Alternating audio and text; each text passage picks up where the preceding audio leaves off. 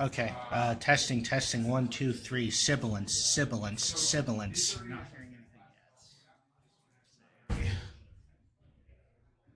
Oh, that's the headphone volume anyway. Is it just delayed? It's fine. Are we good? Can you hear me?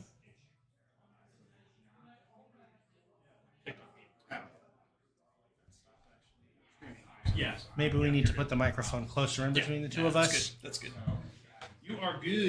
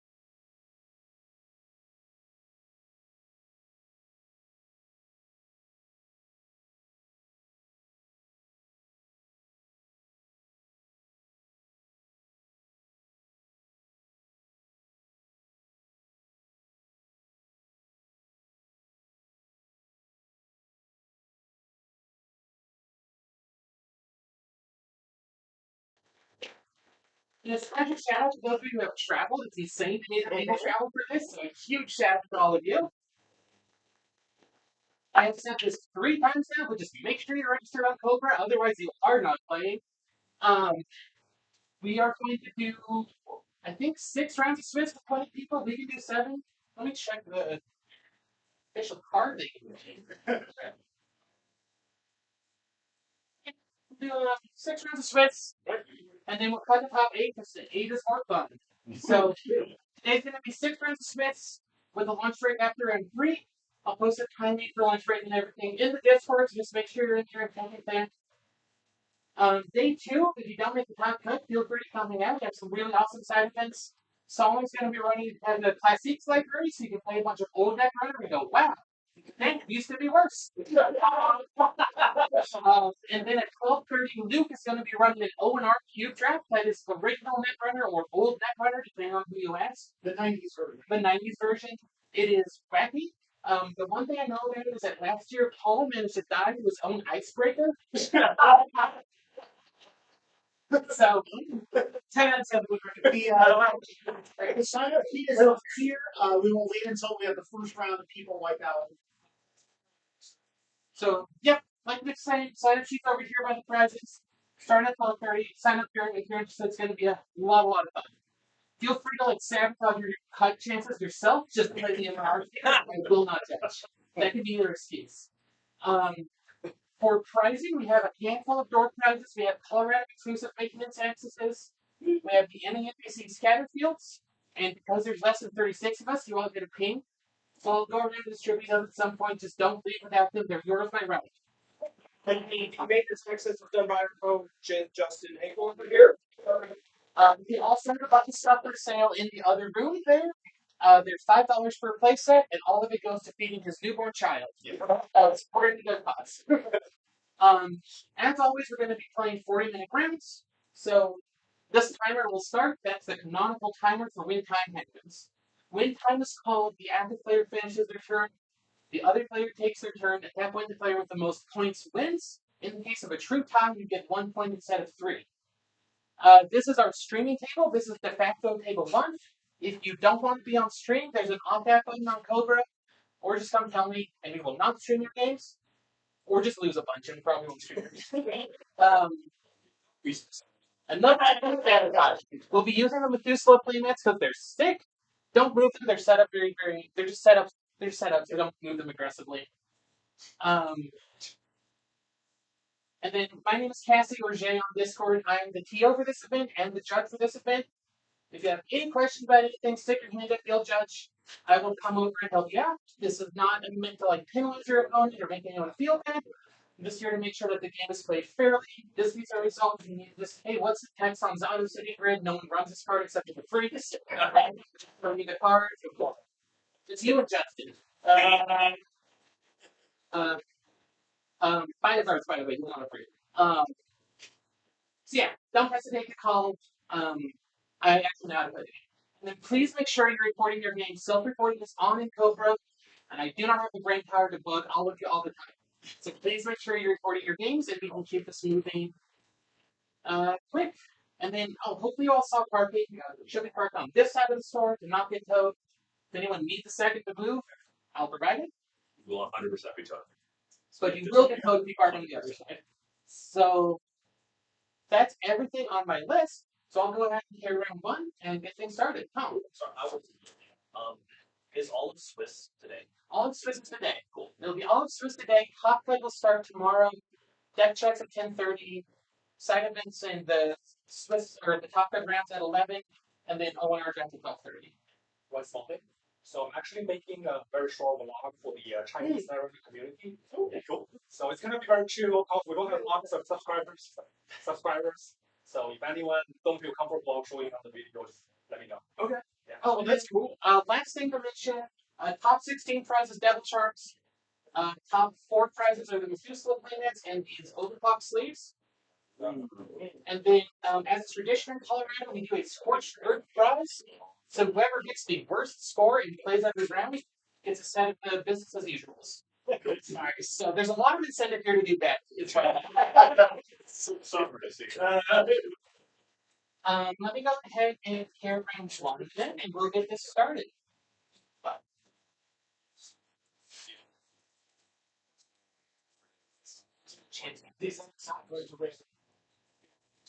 You never know.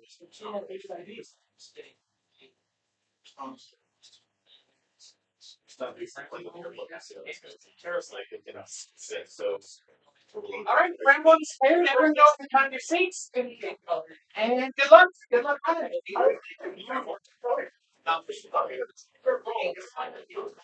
I just want to mention Can we get to the 4 on table 1? Oh, 4? Yes. Shouldn't be. I guess it's almost correct. I was one table up. You just want to ride it. Soul Trevor. Brian Lincoln. You've been summoned to table 1 because Trevor's a bitch. Seeing that you are 4th dimensional. Gus. Are you okay being on stream? Okay. Huh? So you're telling me you're having me show up for my first ever Megacity and you're just immediately gonna want me on stream? This is Trevor's fault. It's because he wanted to see my deck on stream, and this is the only chance it's going to be here all day. Oh, I see. Okay. Were you corporate runner? I didn't check. I'm Court. Okay. Are you a Colorado native? Should have had poker sports. That's next year. Do you have? You should have. I forgot to get the phone to tell the screen. Will be. I don't. I got for next year. Elliot, you good? I'm looking for my. I'm just throwing Who's gonna get these core damage? So is this your first tournament? You said. This is my first tournament. Yeah. Outside of limited Magic the Gathering, this is technically my first. This is technically my first in-person constructed tournament as well. Any card game? Any card game. That's awesome. Like, don't get me wrong, love the limited. I Yeah, love yeah. drafting, I love limited, but I'm just like, it's never, like in Magic, it's always $500 to play with some of the most annoying people I've ever met. So I'm not exactly incentivized. I am extremely biased, but we have an extreme of annoying people in this community. So yeah, right, yeah. I mean, hard sorry. way. I learned the hard way. Unfortunately, you are paired up against him, but it's fine. It's fine. These clicks. Right. Oh yeah, Gonna get me some Monday. how comfortable are you with Netrunner at this point?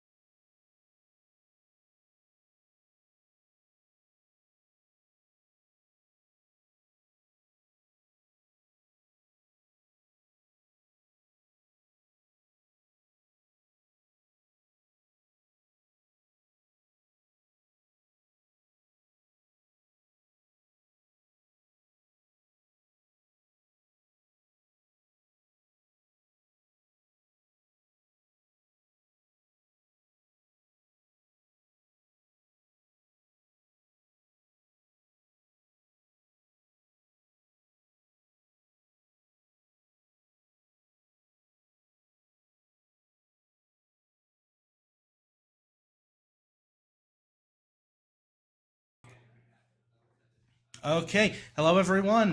My name is. Wait, which names are we using today? Are we using your? Use whatever name you want to be known by. All right. Hi, I'm Trevor, also known as Argon. Welcome to the Colorado Netrunner Denver Megacity at the Wizard's Chest. I am here with Grant, also known as Fyridian, and we're getting into some Pravdavost versus ESSA action here for round one. It looks like we have a Ice on HQ install advance for turn one from Wiggles. Wiggles is on Pravdavost, which is a very interesting NBN Corp ID. This is the locally well-known banana maxing deck. So we also see a Botulus on that HQ ice. That's going to enable Fourth Dimensional, our runner here on Essa Alphantov, to get into HQ a little bit more easily, which might wind up playing into Wigglesticks's plan here, since Pravdavos triggers on successful runs in order to put advancement counters on things. And so we see that looks like a Wildcat strike hit the bin, as Fourth Dimensional has installed Marrow to trigger S's core damage ability. And Wiggles has discarded two from, I want to say, the top of the deck for the Sabotage, or at least one of them. And then, yep, looks like we're going back to Wiggles now with a Charlotte Cassador, getting some extra money and drawing out of that card deficit from the Marrow install. So we've got a bit of setup from both players. We can see that Fourth Dimensional has Paladin Polemu installed. That's going to definitely help with getting credit totals up. Another install from Wiggles. It's a Spin Doctor. We've got alts flying left and right on the right side of the table, so keeping us on our toes. I'm curious. Okay, so that's an install of ice over the Charlotte, and I'm curious to see if Wiggles is going to manually. Yes, Wiggles manually advances to Charlotte, not counting on Essa to be triggering the Pravdavos during the setup turn. Okay, this is interesting. I think I saw in Fourth Dimensional's hand we have the Raindrops Cut Stone comes down. It's gonna looks like it's an HQ run. Wiggles is considering his options with regards to that HQ ice. Between the raindrops and the botulis, Fourth Dimensional will be able to get into the server as much as they want. No res on the HQ ice. And we've got an advancement on whatever ice is on the Charlotte, so that's interesting. And it looks like that is a business as usual that has been accessed there. So most likely what we're going to be seeing, Wiggles is on the Vladislavsk City grid and business as usual plan. We see an install of a fermenter, keep the economy going, which is good because I don't think Fourth Dimensional is on terribly many credits at this point in time. Yeah, that's just 3 credits. And then an Archives run hits a Ubiquitous Vig, and I think that was a Grubber. Just a quick check to make sure that there's no sneaky agendas in Archives or try to force the Spin Doctor pop, but that does not appear to have been the case. So, yep, Wiggles is continuing to get set up. Now, is it worth it at this point to run the Spin Doctor just to force the pop, or? It might be. When you're playing SS, Spin Doctor is like one of the cards that you least want to see. But now we're seeing one of the signature lines out of the Pravdivos deck. We got Install Advanced NAPD Cordon. So what this means is that most likely whatever is in that server is an agenda, and it is going to cost 4 credits plus an additional 2 for each advancement counter to steal. And if the server is run successfully, Wiggles can put an additional advancement counter on it to make it 8 credits to steal. Now, with only the fermenter on 2 virus counters and 3 credits in the pool, that's going to be really tough for Fourth Dimensional to contest. So depending on what that is, we might start to see the banana maxing max itself out. We've got it. We could get remastered edition going here. Alternatively, artificial crypto crash is an option to try to keep the credit totals low.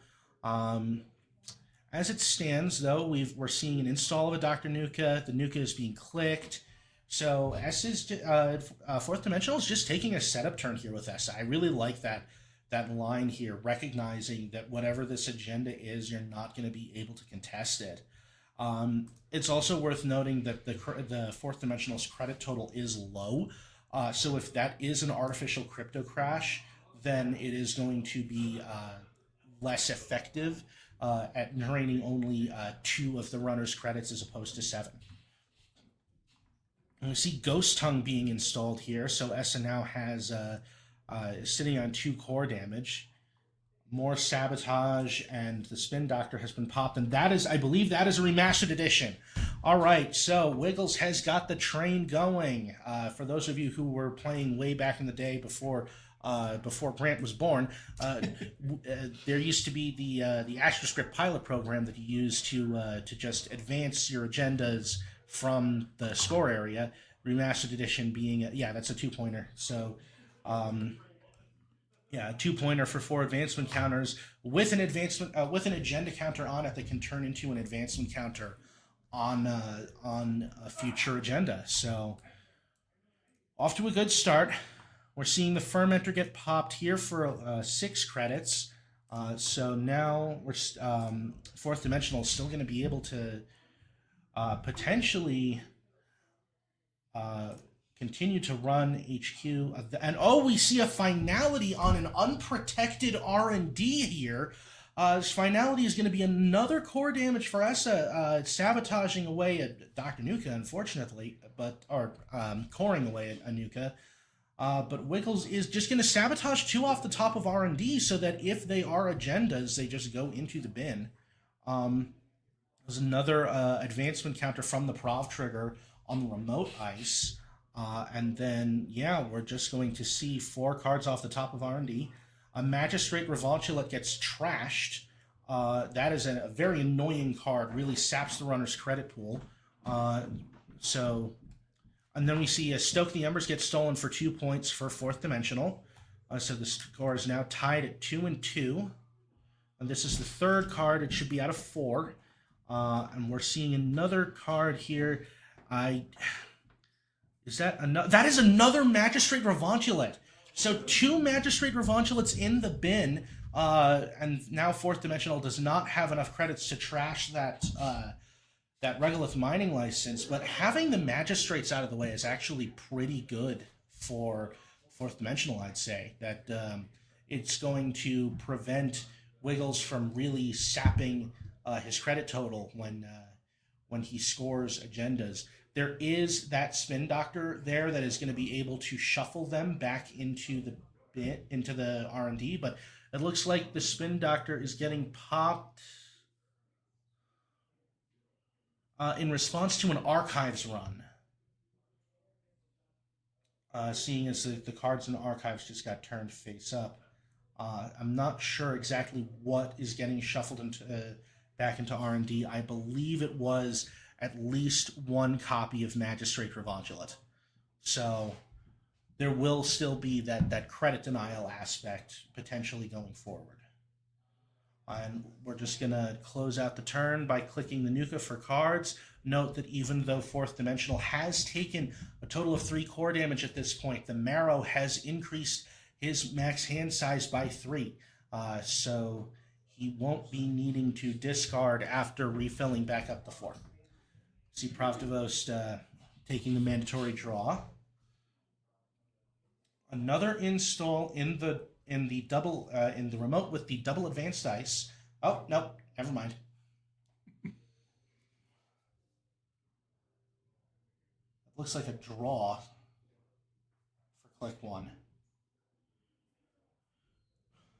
Settling down into the thinking phase of the game, I suspect. Yes.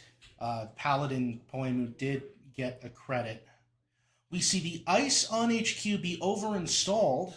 Gotta get rid of that botulus. Exactly. That thing was sitting there with 4 virus counters, going to go up to 5. That was going to, if any additional Chatushkas are available, that was just going to be a walk in the park. Doesn't look like we're seeing any in hand in grip, though. I could see another Marrow and a Begemot, and I think another Finality. So we could be seeing more core damage and sabotaging coming in here in a moment. But and then we do see an install in the remote. I'm not 100% sure. I think it was draw, install was that turn. And then we're going to see a Katorga breakout. So that is going to be a free run on a server. And when that run is successful, Fourth Dimensional gets to take back a card from the heap to the grip. So it's a great little recursion tool, especially in these ESA decks. We see the ice gets yet another advancement counter.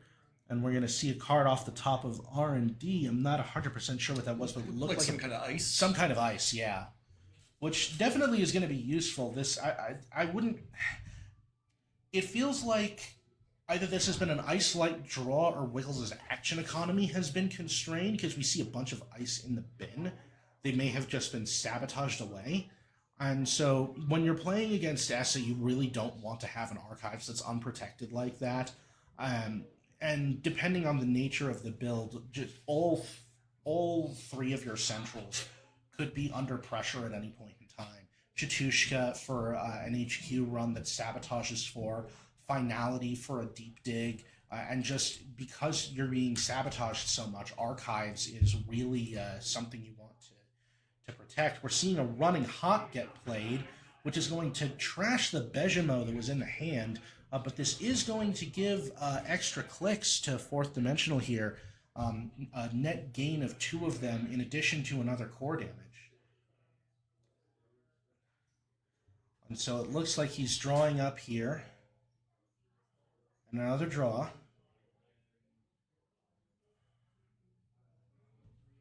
The Katorga breakout on that remote ice. Katorga breakout to get the Botulus back for that remote ice that has already had 3 Pravdavost triggers invested into it is definitely a huge gain. Not as easy to replace that one. Yeah, exactly. And that is an artificial crypto crash. So there's another 2 points stolen for Fourth Dimensional. I guess Wiggles electing not to res that ice now that there's the Botulus on it.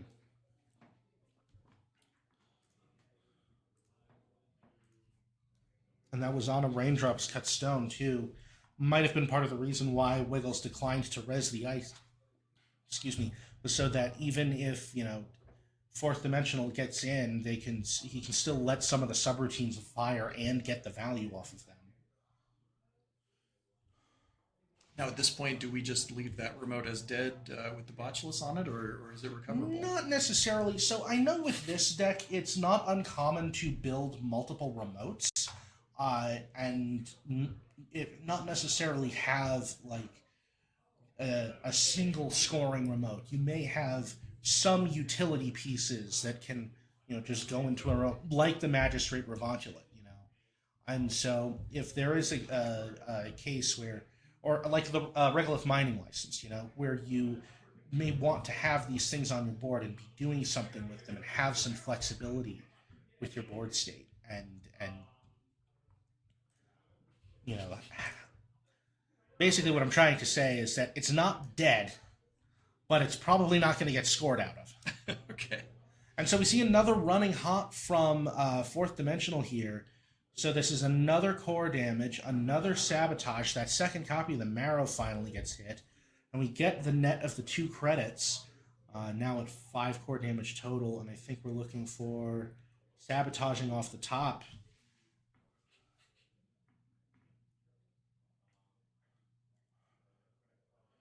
It's always a hard decision to sabotage off the top, especially when your archives is completely unprotected there. Yeah, Wiggles must be really valuing the cards in HQ. I'm pretty sure that we saw at least one business as usual in there. I know that there was also one in archives, so I don't know if that was the same one. We're seeing a strike fund get played from hand, notably costing 0 credits because of that Ghost Tongue, making all events cost 1 less. So it's a net total of 4 credits. It's basically a free sure gamble out of the runner here. And that is a run on archives. And as another artificial crypto crash, with the Vlad City Grid and the NPOT being revealed. But whatever was in that other remote just got advanced.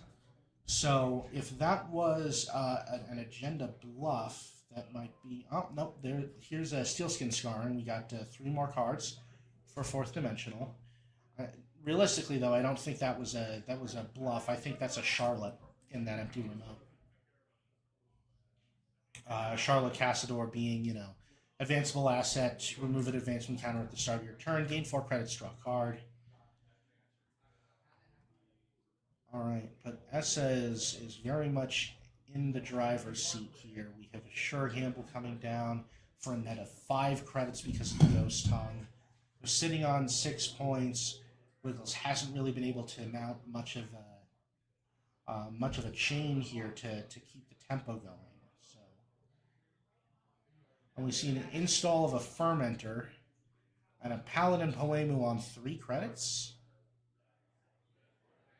What's fourth dimensional's max hand size right now? It should be 3. Okay. I think he's taken 5 core damage so far this game, and what is? Oh, okay. The Ghost Tongue is being trashed to the Paladin. Now this is very interesting here. It's a ubiquitous Vig, I think, in that remote. So it's just a way for Wiggles to try to gain more credits. But yeah, so Paladin being on that many credits, having to trash something. Ghost Tongue was a really interesting shout here, especially if this list is on multiple copies of it, because now a new one can be installed for additional core damage and an additional sabotage trigger. And he's certainly gotten a lot of value out of that first Ghost Tongue already. Oh, absolutely. All right, and so the Vig is going to gain Wiggles the credit he used in order to res it back. We see a hedge fund with the classic Goose Goose Game art. What was that Goose Game called? Untitled Goose Game. Is that the joke? That was the joke. That was the joke. Is that the title is that there is no title. All right, and so we see Botulus and Fermenter continuing to get counters, and we see 2 credits being taken off of that. Oh, it's another Ghost Tongue. What a surprise! It's almost like I've played this kind of deck before. And trashing the marrow too, so No problem with yeah, that. exactly. So that's the 3rd copy of the Marrow in the bin. We're now up to 6 core damage. This is going to be a max hand size of 2. I don't know that we've seen much influence out of this Essa deck yet. There's a very real chance that it could be on Hippocampic Mechanocytes to increase the max hand size. I'm going to have to look that one up. Oh yeah, no, this is a really fun tech piece for this sort of deck. Up. There's another Archives run. There was another hedge fund in there. Ubiquitous Vig gets another advancement counter on it. So Wiggles will be getting 2 credits per turn.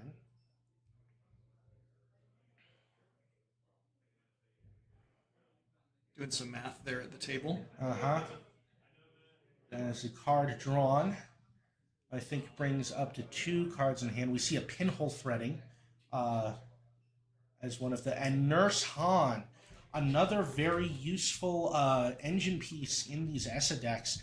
Just the ability to continue drawing cards each time you hit Archives in turn 2 or more face-down cards face up. Is a new card from Vantage Point that has really given a shot in the arm to this ID, and I think might explain why we're seeing all of these core damage triggers happening. The overinstall, the Ghost Tongue, and everything. It definitely incentivizes you to take as much core damage as possible to get these sabotage triggers, to get face down cards and Archives, so you can continue to churn through your deck. It looks like Wiggles now reactivating that server. With a 2nd piece of ice. So it makes me wonder exactly what ice it is that is there. There's that has the triple advancements. There's a number of different things it could be. How many of them are shut off by Botulus? Most of them. The closest one to being an actual card would be Mesnechestvo, on account of the fact that an advancement counter can be removed to steal 3 credits or to force the runner to lose 3 credits without having to interact with the Botulus. Now, granted, there are options for cards that could still be relevant here. I just don't know that Wiggles is running them. One that I have been enjoying in my experimentation with this style of deck is Aket, which, when triple advanced, not only gets +3 strength, but also cannot have more than one of its subroutines broken. So if the runner is running and breaking its end the run subroutine, they're going to have to fire the subroutine that gives you a credit and lets you put an advancement counter on something, which is incredibly useful in this deck. We had that Vig run last click. Wiggles got the advancement counter on the card in that remote, so hopefully setting him up for a good turn here. Yep.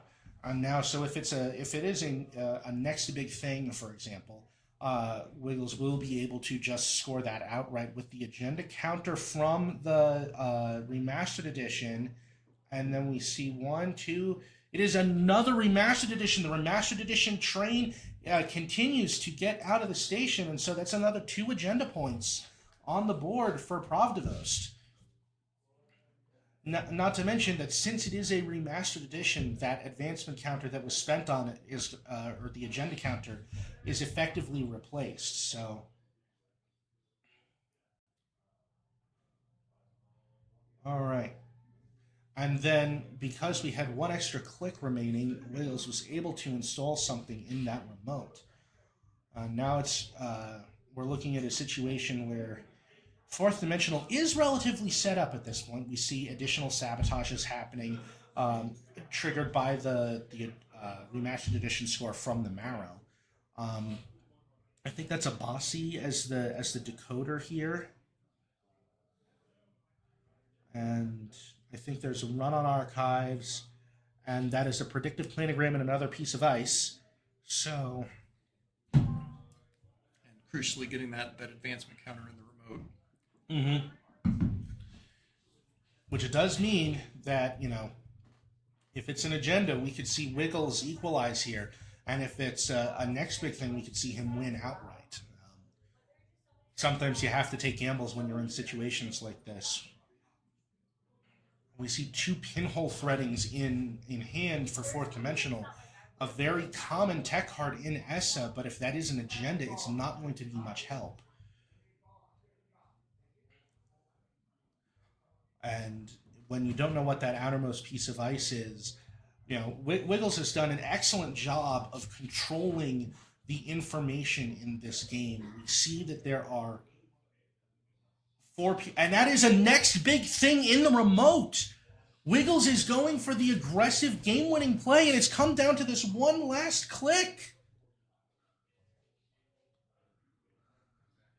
Pinhole reveals the winning agenda, and now I believe this is the last click that this is being run. Also, I just want to point out I did call the hippocampic mechanicytes that are in fourth dimensional's hand. I can see them there. Next big thing, a 5-3 agenda. This would let Wiggles steal the game outright after fourth dimensional gets to be 6 points.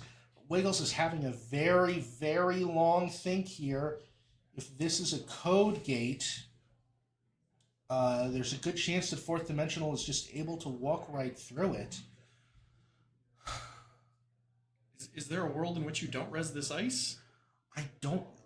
I think not resing the ice is kind of an admission of you have lost the game here. You know. No res. No res. Oh. We're still contemplating that. Still contemplating that. Okay. What, can they hear us on the other side of the wall?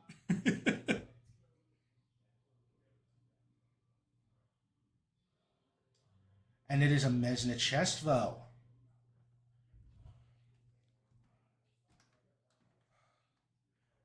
Now, 4 strength code gate. So if the Abasi is able to break it, it looks like it had been advanced somehow.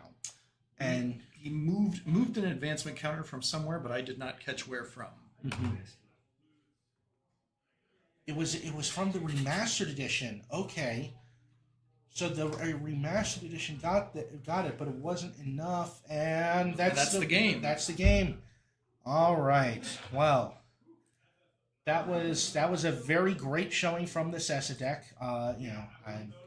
And now we at least got to see some of the tricks that banana maxing is capable of. Unfortunately, we did not get the maximum banana max experience on camera. But that was I think that was a good call from Wiggles there to try to force everything with the 5-3 there and just try to sneakily get the win from the 4 points, especially with the remastered edition available. I don't know. I think it can definitely be tough to control, where your agendas are with against ESSA, and particularly being behind the ice that you want them to be. Like we mentioned earlier, the Spin Doctor was a very useful card to have in this sort of matchup, just because it resets the ability of ESSA to get those agendas out of archives, and I think that it was a good call on fourth dimensional's part to run the Spin Doctor at a point in time where either there weren't any agendas or there weren't too many in archives at that end, and leave Wiggles without that option of being able to use the Spin Doctor later. So. And it was just generally a very good showing on Fourth Dimensional's part. His first time on stream, so congratulations. First time at a Netrunner tournament, from what I understand. So. Excellent showing. Okay, we're going to go to break now. Yep. See you all soon.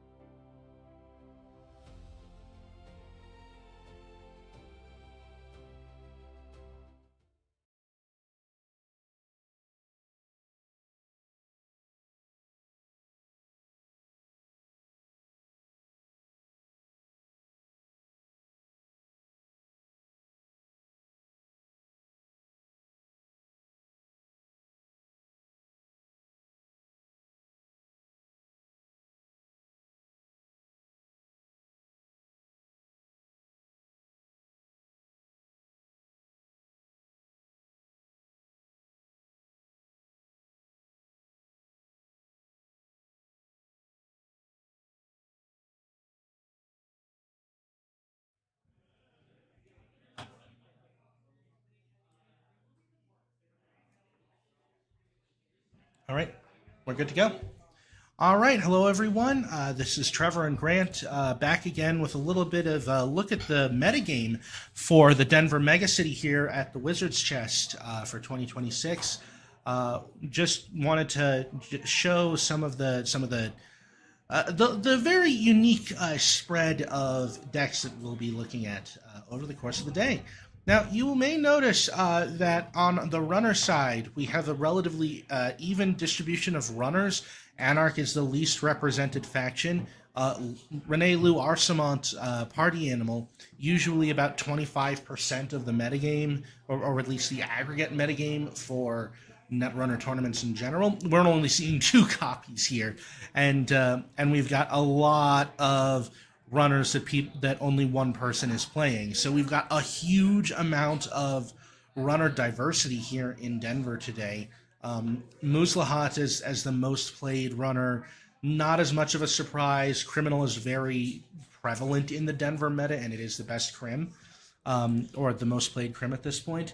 And then if we also look at the corpse side, our most played faction is Wayland, with 2 copies of Bangoon, 2 copies of Ob, and 2 copies of Built to Last in the metagame. The only Jinteki ID that I'm seeing is Melier's U, and we have as many copies of it in the tournament as we do copies of NBN decks, 2 Epiphany, a Nebula, and the Pravdivos that we just saw on stream. Rounding this out with some Haas Bioroid Precision Design. I don't believe that we're going to be seeing too many combo variants of PD today. Still some flop flume shenanigans, but not as much of people trying to get their last fill before the ban list rotation happens. Mm-hmm. Round 2 is cleared. It's going All to right. be by default.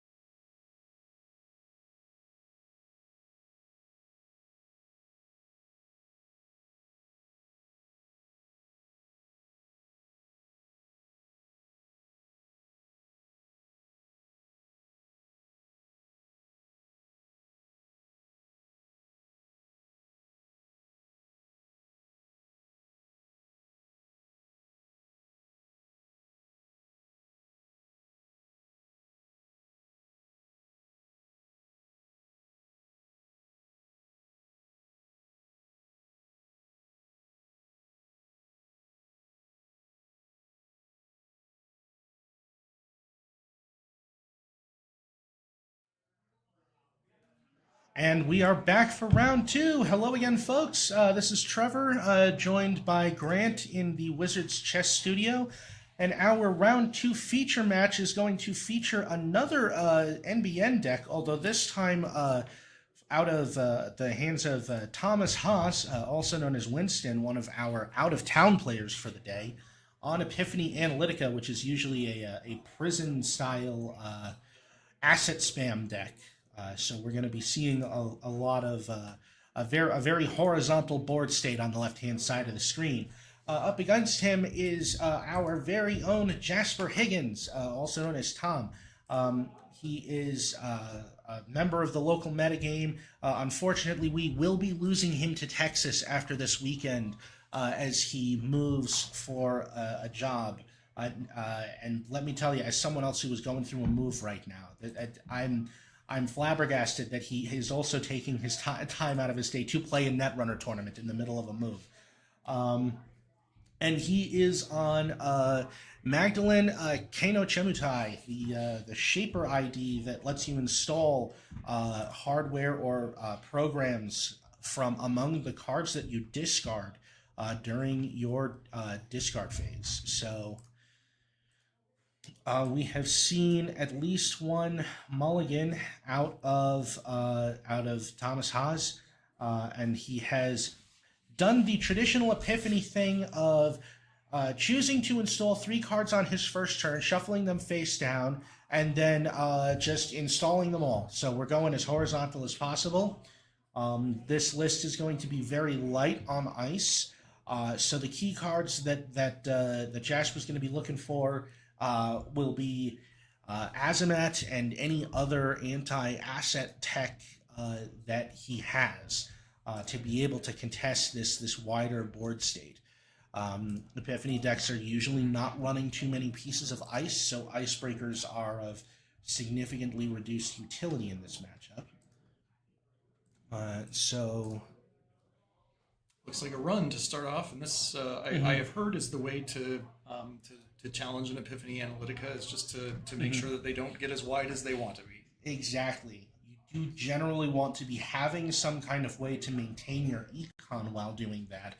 And what we're looking at here appears to be a balanced coverage, and then which is going to get left behind, and then a creative commission from Jasper, over hand size by the looks of it, and that's going to result in a DZMZ optimizer being installed. And then, oh, no, well, so here's the bit of a problem. With this balanced coverage, when your turn begins, you can look at the top, choose a card type to look at the top card of R&D, and then gain money off of it. But that is joined by a federal fundraising, which lets you reorganize the top cards of R&D, and then if the server is not protected by ice, you may draw one of them. So what that does is it lets you, have that additional that additional look at the top 3, you get an extra card, you get 2 credits, and then now we know that Thomas Haas is drawing a ping, so whatever that gets put in front of it, that's going to get put in front of the balanced coverage. That's kind of necessary because the federal fundraising does not want to have ice in front of it. Generally, I find that, you're going to want to disrupt the combo by going for that federal fundraising, because if the blind hit of the balanced coverage misses, it's much less utility.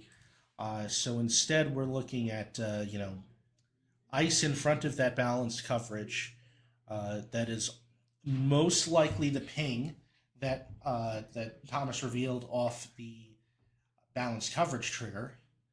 And now we've got an additional 2 installs, so that is a whopping 5 remote servers on turn 2. On turn 2, only one of them is iced. This is some Mason Bellamy tier gameplay right over here. And that is a joke that is probably going to go over most people's heads, and I'm not going to bother to explain it. Nuka gets popped as Jasper tries to dig for something to help him contest this board state. We're definitely going to hope to see an Azamat come down for him. The additional credits is going to really help. And you'll notice that when he ran the balanced coverage last turn, he elected not to trash it. It's worth noting that for Epiphany Analytica, when you trash a card during your turn, the Epiphany does get a power counter that it can then use to install things. from R&D for a click. And so if you're going to be trying to dismantle the Epiphany's board state, you really want to be hitting as many of those remote servers in one turn as possible. And so instead here we see an illumination run on R&D. Illumination letting you install 3 cards from the grip for 1 less. So what we're seeing is that there was a daily cast that was installed. There was a revolver that was installed, and I don't recognize that alt, but I think that's a Knick-Knack O'Brien. And so most likely what's happening here is that we're just seeing more econ being set up. I did not see what card that was off the top from Winston, Haas. from Thomas Haas. I think he's left half of his hand on the table. It does kind of look that way, doesn't it? It sure does. Revolver is loaded up now with its bullets.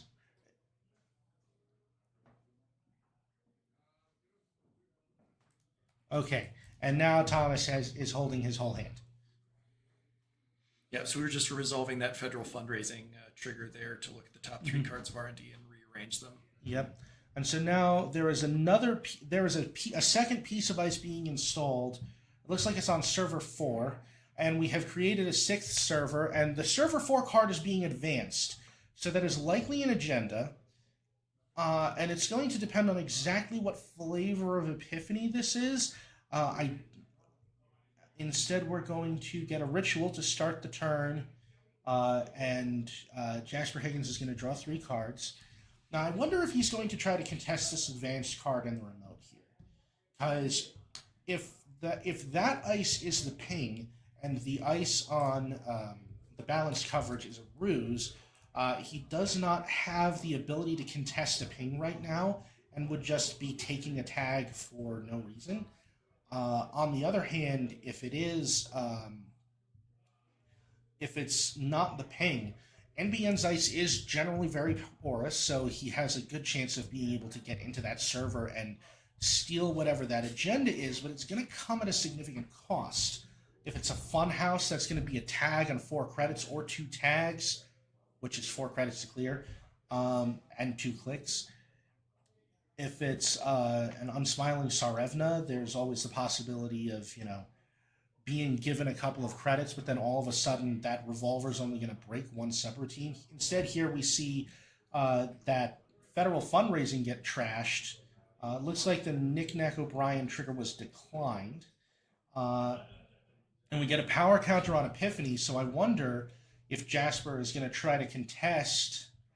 Oh, he's going to pinhole threading the balanced coverage. So that way, even if there's a redundant federal fundraising on the board, Thomas isn't going to be able to continue to abuse that combo. So here we see, this play pattern that I mentioned of trying to contest multiple assets in one turn in order to try to keep Epiphany's board state down, but doing it in a less shipping style and more of more taking chunks out of it at once.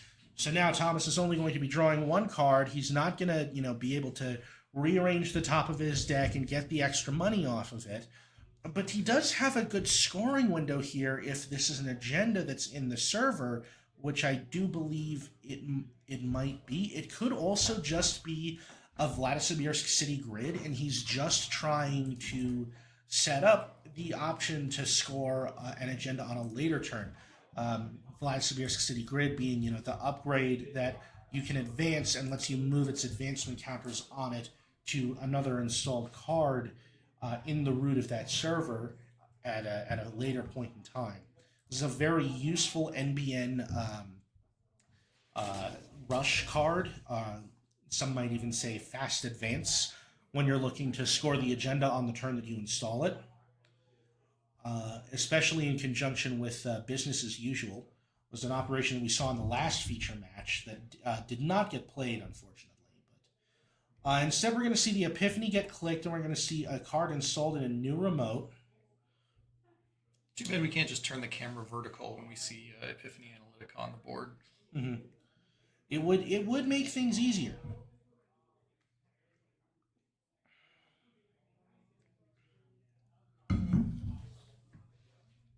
I see a stone chip chart room off on the right hand side of the screen for Jasper, who could very easily just pop that to draw some additional cards at the end of Thomas's turn here, and continue to dig for any sort of anti-asset tech that he has.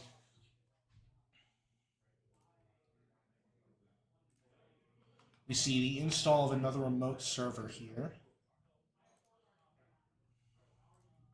Always a surprise in this kind of deck. Exactly. We're now looking at a total of 7 remotes. And if we were on JNet, we would be up to server 8. Ritual here for Jasper as he continues to dig. Thomas is not putting a lot of pressure on Jasper to actually contest agendas, just because he doesn't appear to be trying to score anything at the moment, which is giving Jasper more time to get his own engine set up and online. But once that happens, the degree to which Jasper will be able to attack everything that Epiphany has going is going to be difficult. You genuinely do not want to be in a scenario where the Epiphany deck just has an ungodly number of remote servers and is operating whatever they want out of them. Is there anything in particular you're digging for if you're Jasper here? Azamat is probably one of the biggest things. It is one of the best cards that Shaper has access to as an anti-asset tool. It also might depend on if there are any splashed tech cards that Jasper might have in there as well. I'm always a big fan of Hannah Palintra, just because you can use her to contest these remote servers clicklessly. And that's the sort of combination that, if you can get it down, will really enable you to take some of the wind out of these Epiphany deck sails. Instead, we see a Dr. Nuka Vrolic come down and get clicked as Thomas continues to draw, as Jasper continues to draw even more cards. This is so confusing from a commentary standpoint, just because the one person on the left has Thomas on the screen, and the other person on the right does not have Thomas on the screen, but I know his name is Thomas. We're going to see an environmental testing installed here, 3 credits, and then that will be 9 gained for a net total of 6 after 4 programs or pieces of hardware have been installed. Jasper's going to discard 2 cards, but use his Maggie trigger to install a Simmel chip while getting a superfluous Knick-Knack O'Brien into the bin. And that is going to put a power counter on that environmental testing. So depending on how these draws go, we could very easily see a situation where that environmental testing pops off and Jasper winds up having actual money again right now. He's currently sitting on 0 credits to Thomas Hawes's 7. However, Thomas did not res any of his assets on Jasper's end step, so we did not see, for example, the return of the fundraising and balance coverage combo. Instead, we are seeing a Regolith mining license that is going to be clicked once for 3 credits.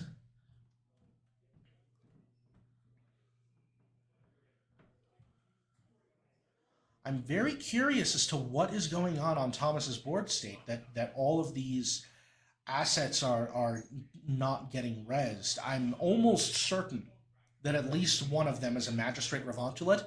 That was the card that we saw in the previous round get trashed twice off of R&D during a deep dig because of its ability to deny the runner credits whenever they try to steal an agenda or whenever one gets scored. That's another very useful tool, especially in these sorts of go-wide decks. I've heard it said that Magistrate Revontulate is carrying the entire NBN faction on its back right now. So, how do you feel about this unprotected, almost full Regolith mining license? So I think it's actually a fine play on Thomas's part. For again, when you do want to be keeping Epiphany's board down, but it's not one of those critical must trash assets. And if you're going to trash it, you're going to be in a scenario where you're just putting a power counter on the Epiphany, as we are seeing here when Jasper runs it right now. And so if you're going to trash the regolith and put the power counter on the Epiphany, you want to be contesting something else in the same turn so that Epiphany just does not get a power counter on it when that thing gets trashed on a different turn. This is why a card like Wheels is so useful against Epiphany, is because it allows you to pressure multiple remotes in a turn. As it stands, we're seeing just a ton of digging out of Jasper. No sign of an Azamat, no sign of any other anti-asset tech. And a little light on credits on Jasper's side too. Exactly, where it's he just spent 3 of them trashing that regolith. 2 is going to be probably not enough to contest another asset, and so it's just an additional power counter on the Epiphany when it's being contested in the future. I'm not sure how I feel about that play running the regolith right there. I confess I'm not the best player, so take anything that I say with that regard with a grain of salt. But the fact that you're just kind of not really in a position to contest any other of Epiphany's remote servers at the time really makes me suspicious of that, especially since eventually there's going to be a certain threshold of money that you can get in the game beyond which additional money is completely superfluous. And when all of these assets that you're resing are really cheap to res, when you're not putting a ton of ice on the board that's going to be expensive to res, there's a real ceiling on the effectiveness that you can get out of the credits. And so I almost wonder if it might have been worth it to just leave the regolith. And now here we see Jasper take a credit and install Hermes. Well, that was not what I was expecting out of out of this. Hermes being the console that he's running, a very powerful Crim card that gives you the ability to bounce unresed cards whenever an agenda is scored or stolen. We're going to see a redundant copy of it put into the bin on discard, and that is either an Euler or a Gauss that has also just been discarded roughly into play with Maggie.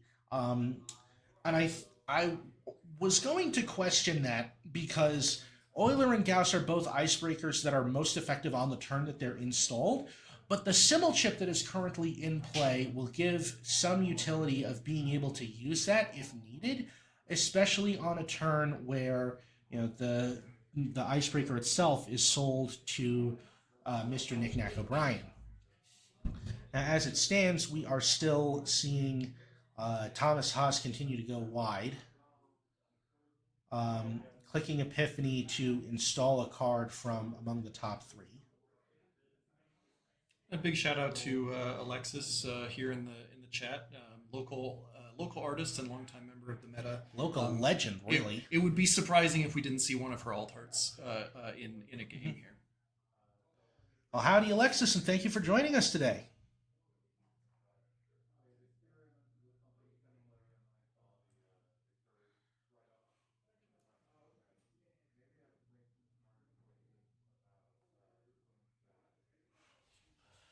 All right, so seeing some people noting that Leela has entered the chat.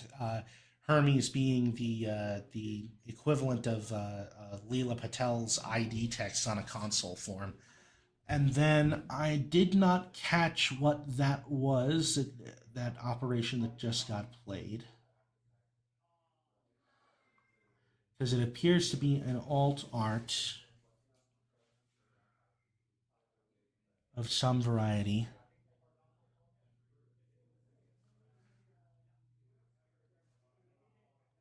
I almost want to say it's an alt art of Your Digital Life, to gain even more credits, but I feel like.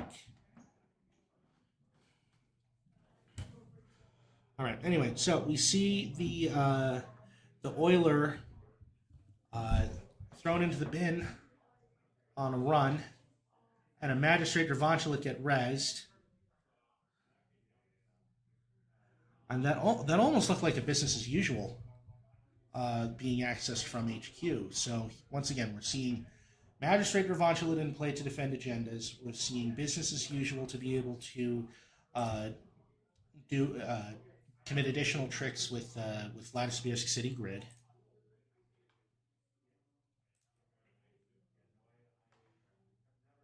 And so there is our legendary twink. I have been assured that that is an accurate description of the individual depicted on the card. We're seeing a DZMZ optimizer installed, and that is the fourth hardware or program. So environmental testing is going to pop, and Jasper Higgins has money again, which will be useful for contesting any potential agendas, especially now that the Magistrate Revanchelit is in play.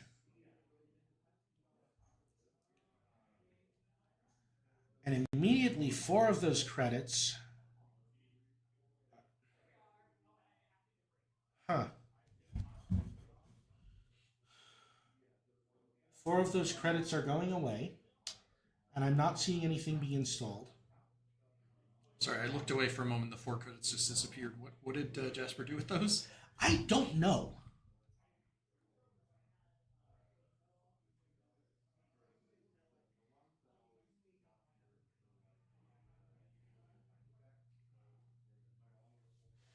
Okay.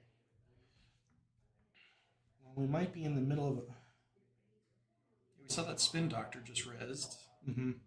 Yep. So there's a spin doctor res now. Thomas Haas has got almost certainly entirely too many cards in his hand. Just more servers. More servers. Speaking of which, we're going to see an install of a server, and we're going to see an install of a server. I have lost track of which remote we are on by now. I think there should be another click available here, but I'm not sure whether there was a spin doctor draw 2 and then a click to draw or not. mm-hmm.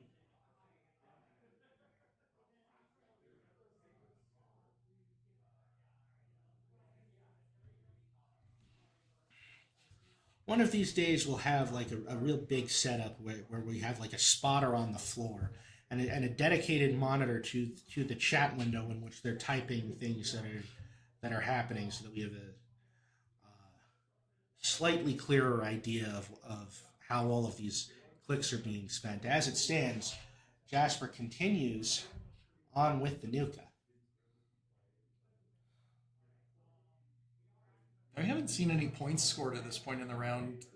Who do you think has the advantage at this point, or are we still kind of in a dead heat?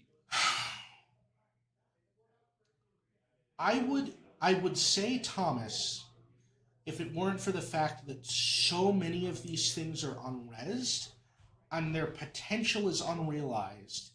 So we're not seeing a scenario where he's using them to gain any more forward momentum.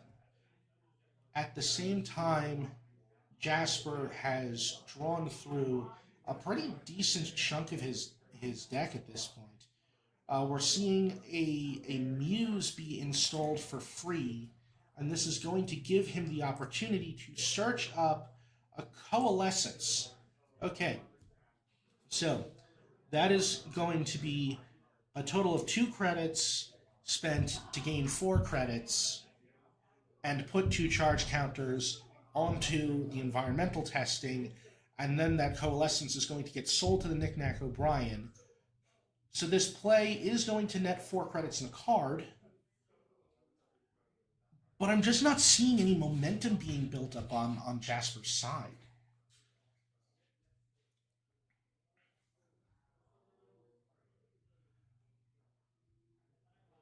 Somebody in the chat mentioning if only Wizard was still around. Yeah, no kidding!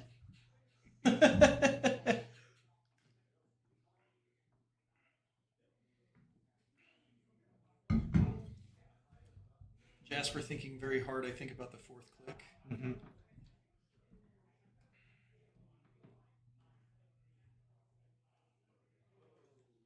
Yep. So he's going to take the credits. It looks like from the coalescence. We have been streaming this round for how long at this point? I am not sure what the time on the round is right now. Yeah, we are segregated in a separate room to prevent anyone from overhearing our commentary, so that I can't just say, "Oh, Thomas Haas has 6 agendas in hand. All all Jasper needs to do is run HQ repeatedly, and he'll win," and have Jasper overhearing that and doing that exact thing. So now, granted, we don't actually know what's in Thomas Haas's HQ at the moment. Instead, we're going to see a run on one of the remote servers, and it is we have absolutely no idea. How do you choose which remote to run at this point? I'm not sure. I think the ideal play is to have Hannah and run all of them.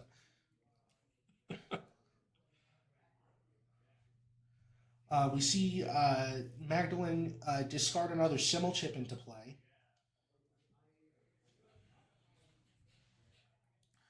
We're going to see the Spin Doctor get trashed to res another Spin Doctor and draw 2 more cards.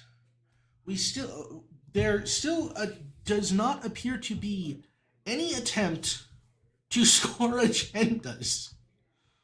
What game do you think they're playing? Netrunner? No. No, they're playing Install Runner.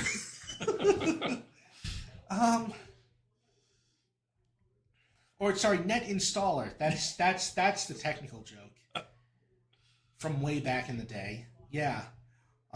Give us an Apocalypse, please.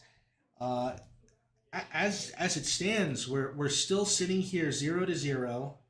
We have 2 iced remotes, one containing an advanced card and one containing Magistrate Revontulate. I almost want to see a Cupulation come down and the Magistrate get contested just so that it can be thrown into the cup. And that advancement counter has been sitting there since, what, turn 3, turn 4? Something like that. It's very early on. I think, yeah,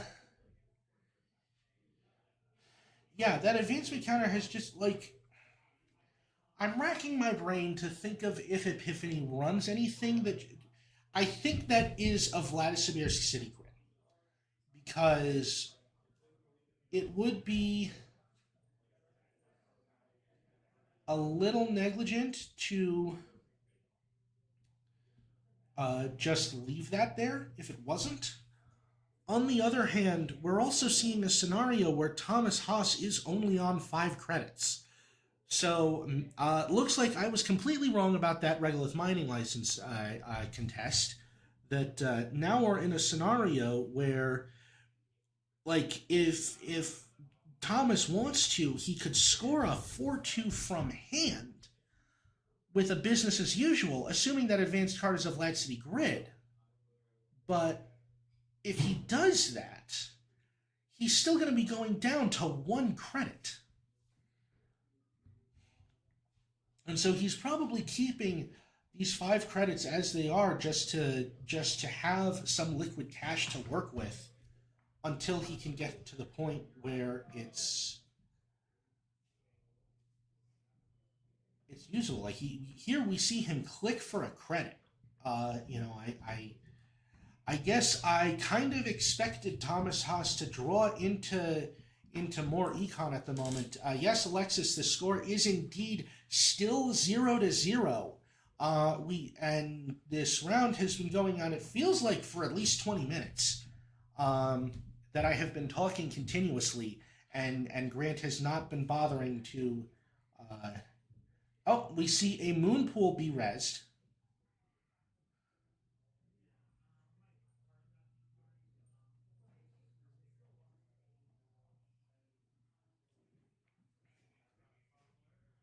And one of those cards is getting advanced. And the Moon Pool is being removed from the game. So Moon Pool, the asset that lets you discard 2 cards from hand and then reveal 2 face-down agendas in archives to put 2 advancement counters on a card and shuffle those agendas into R&D. So not only is it a good anti-flood tech, it's also a way of just fast advancing an agenda that, again, has been on the table this entire time. We're seeing a tomorrow's headline get scored. Jasper Higgins loses his 1 credit because of the Magistrate Revantulet, and the powers that be has also been rezzed, which is going to bring back the federal fundraising.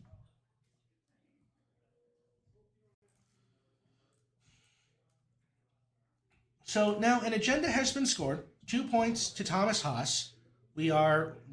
Someone is on the board. And Hermes is going to bounce the advanced card in the Ice Remote server.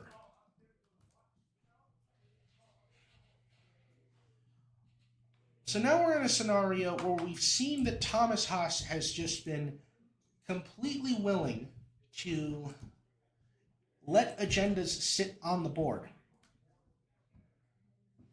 And then Jasper Higgins is going to take the credits from Coalescence, or at least the last 2 credits from Coalescence. And there's a cup, which is going to get some money off of the environmental testing. And now I think we're going to see what Jasper has been trying to build towards this entire time while he's been digging furiously through the deck. He is running a server. He appears to have played something first. I don't know what exactly, whether that was an event or what. But now, as I mentioned, was a possibility. The Twink is in a cup. Spin Doctor is being removed from the game to get back Spin Doctor and a face down.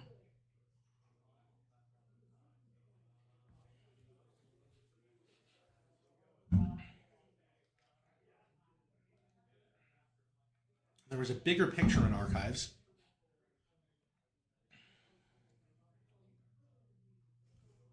So this is one of the more tag-heavy versions of Epiphany, I think. Is it the only tag that Jasper has pulled, though, so far? I believe so. But I thought that was a face-down bigger picture that got turned face up. Yes, that tag is off the Tomorrow's headline that Thomas Haas scored last turn. And so, yeah, Spin Doctor has been popped.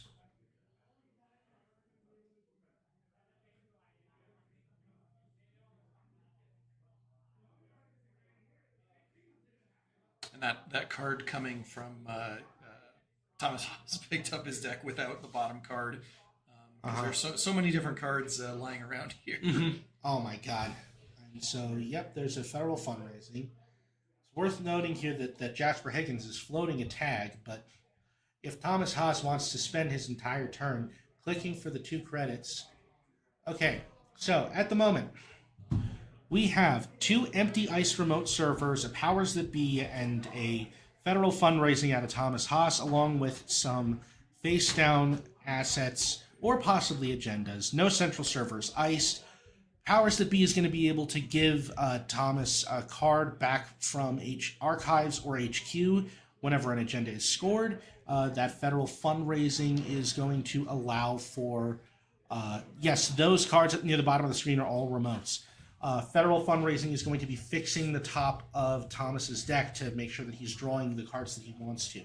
The 2 out of the 3. And then as for Jasper, we have Cupulation, an HQ multi-access program that is currently hosting a Twink. There is a Muse with a Coalescence on it. One of those is almost certainly going to get sold to that Knick-Knack O'Brien for credits and a card later on.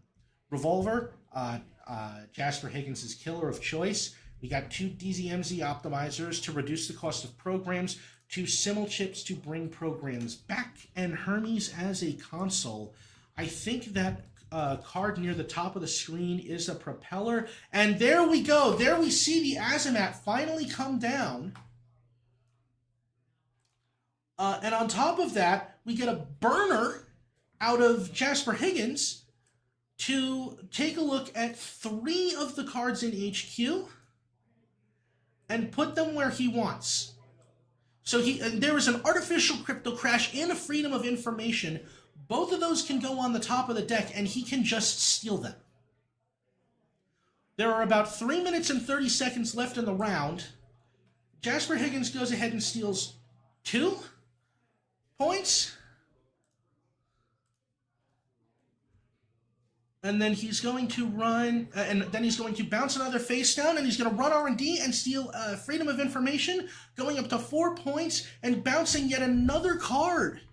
And now, just like that, Thomas Haas's board is looking significantly worse. He's only had the 1 credit this turn, so whatever ice was on HQ, he couldn't res. He's able to get the Epiphany counter going, but with so little time left on the clock, he's going to have to play really fast to be able to score an agenda from this standpoint, especially now that one of his 3-2s is already scored in the form of tomorrow's headline. So we get an Epiphany trigger, putting a card in activation, putting cards into new remotes, and we see another card going into a remote from HQ. I don't know how many cards. It looks like Thomas Haas is holding multiple cards in HQ right now, but he still doesn't have the credits to res any of his ice. So we're going into a very low time position. Jasper Higgins is going to run R&D and just see what's there real quick. But and is just checking cards on the board aggressively. And then there's a B1001 on the board with Jasper Higgins having floated a tag that could have been used to stuff the burner run. Oh, but it would have cost the credit that Thomas Haas has in order to res it. Wow, this is and we're seeing here another B1001. And that is getting trashed the hard way, as Jasper is finally contesting literally everything on Thomas Haas's board. Now that Jasper has pulled away on agenda points, and we're going to see federal fundraising and a cohort guidance program res here. It's another good source, or another good influence spend for Thomas Haas in the form of this cohort to actually try and chain more credits. I just don't know that is it going to be enough. We're certainly got to be close to under a minute now left in the round. So yeah, so it's amazing that I'm just the fact that Thomas had such an imposing board state, wasn't really able to get anything going, and then when he went down so low to score the tomorrow's headline, and that's when Jasper Higgins struck with the burner to be able to there's a Stoke the Embers.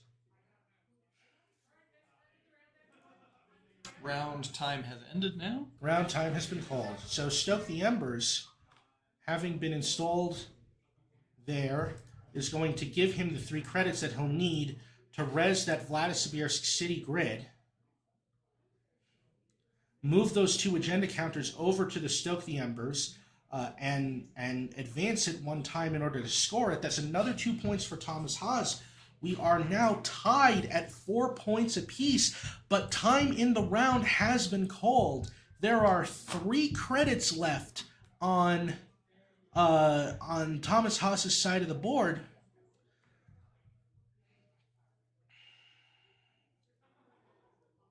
and we're just resolving a bunch of triggers right now as B1001 comes back into play after so many of them had been trashed previously. That tag that Jasper Higgins has is potentially proving itself to be a liability right now. But on the other hand, Hermes has bounced the HQ ice, so once that tag is gone, Jasper is just gonna run R&D, get 2 credits in a card off of selling the Muse, I think, and then seize 1 card off the top. Looking to improve that draw to a win, just off of R&D, one axis at a time. Check his Scion goes down. He does have the Cupulation, so he can Steal off the top of R&D. Jasper Higgins goes to 6 points in time to be able to take the game off of Thomas Haas. So wow, what an incredible showing from both of these decks. Seeing the Epiphany deck's ability to go wide and try to set up these engines, and Jasper just dismantling them, dismantling the federal coverage combo, dismantling the Regolith mining license, and pulling out that win on points once time had been called. That was what an incredible game of Netrunner, folks. That was absolutely thrilling. And we'll go to a break, and we'll see you very shortly for the next round. See you soon, folks.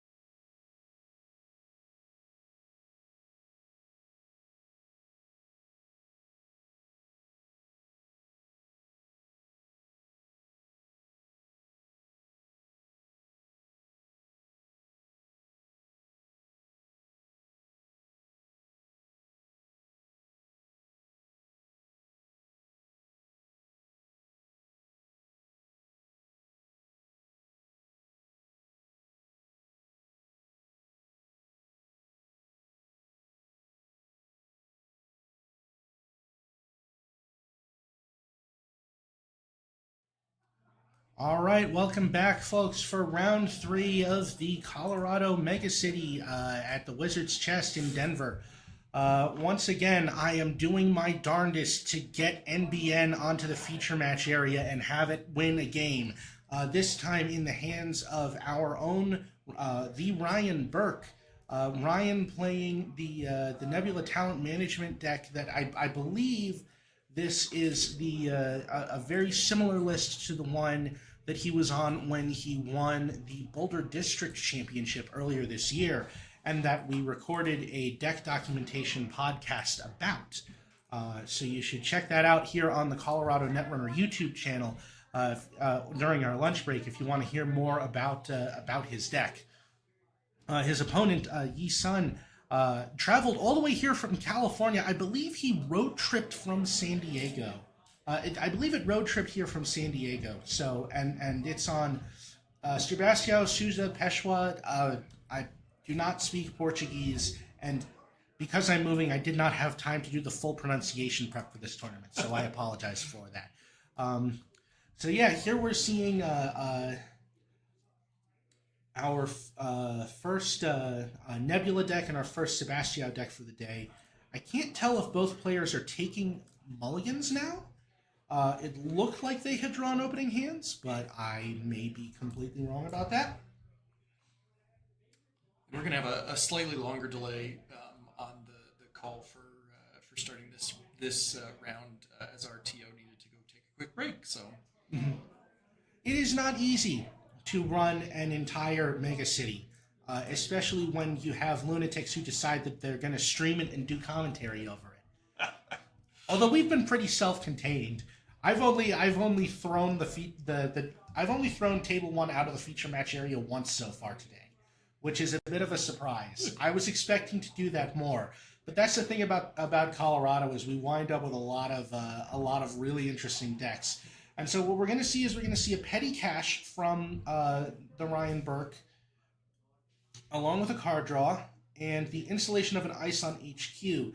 Now, this is important because every time Ryan plays an operation, while he's Nebula, he flips over to the Gemelang Arena, which gives him a click each time he plays an operation. However, he will be flipping back when there is a successful run on HQ or R&D. So this is a very strong ID out of NBN. A lot of fast advanced potential. When you have things like petty cache being an operation that you can play out of archives for a net 1 click when you are Gemelang. As in like it gains you a click instead of costs you 1. So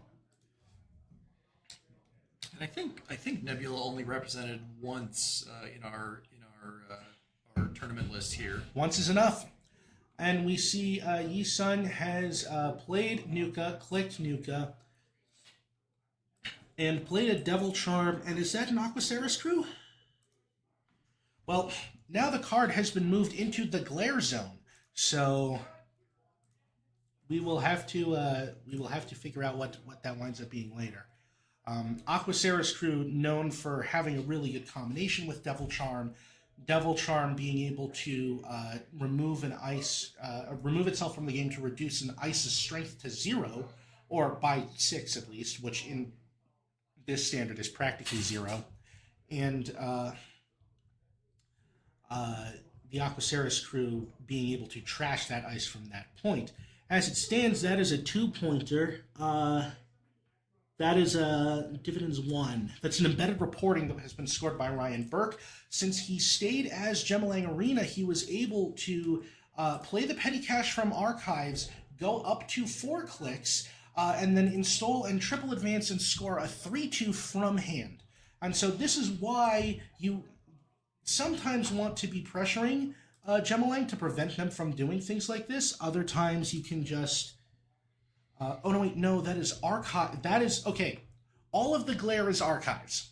So I'm not 100% sure what's in archives right now besides the fact that there's a sure gamble there. So it must have, I think, remembering the art that I saw, that might have been a Wildcat Strike that got played 4th click last turn. And so we've seen the Nuka has been clicked to draw more cards, and Sure Gamble has been clicked to, or Sure Gamble has been played to give Yisun some additional money. And now here we see Audrey and a Botulus. Audrey and Botulus, the Wombo combo. Alexis, yes, that NBN ID is sick. I play a vegan version of it myself. The kill versions of it have been so aggressively hit by the ban list that it kind of doesn't exist in the meta anymore. And the Ryan Burke is on a very unusual version of it, and so I'm looking forward to seeing if we'll get to see some of the tricks that it can pull.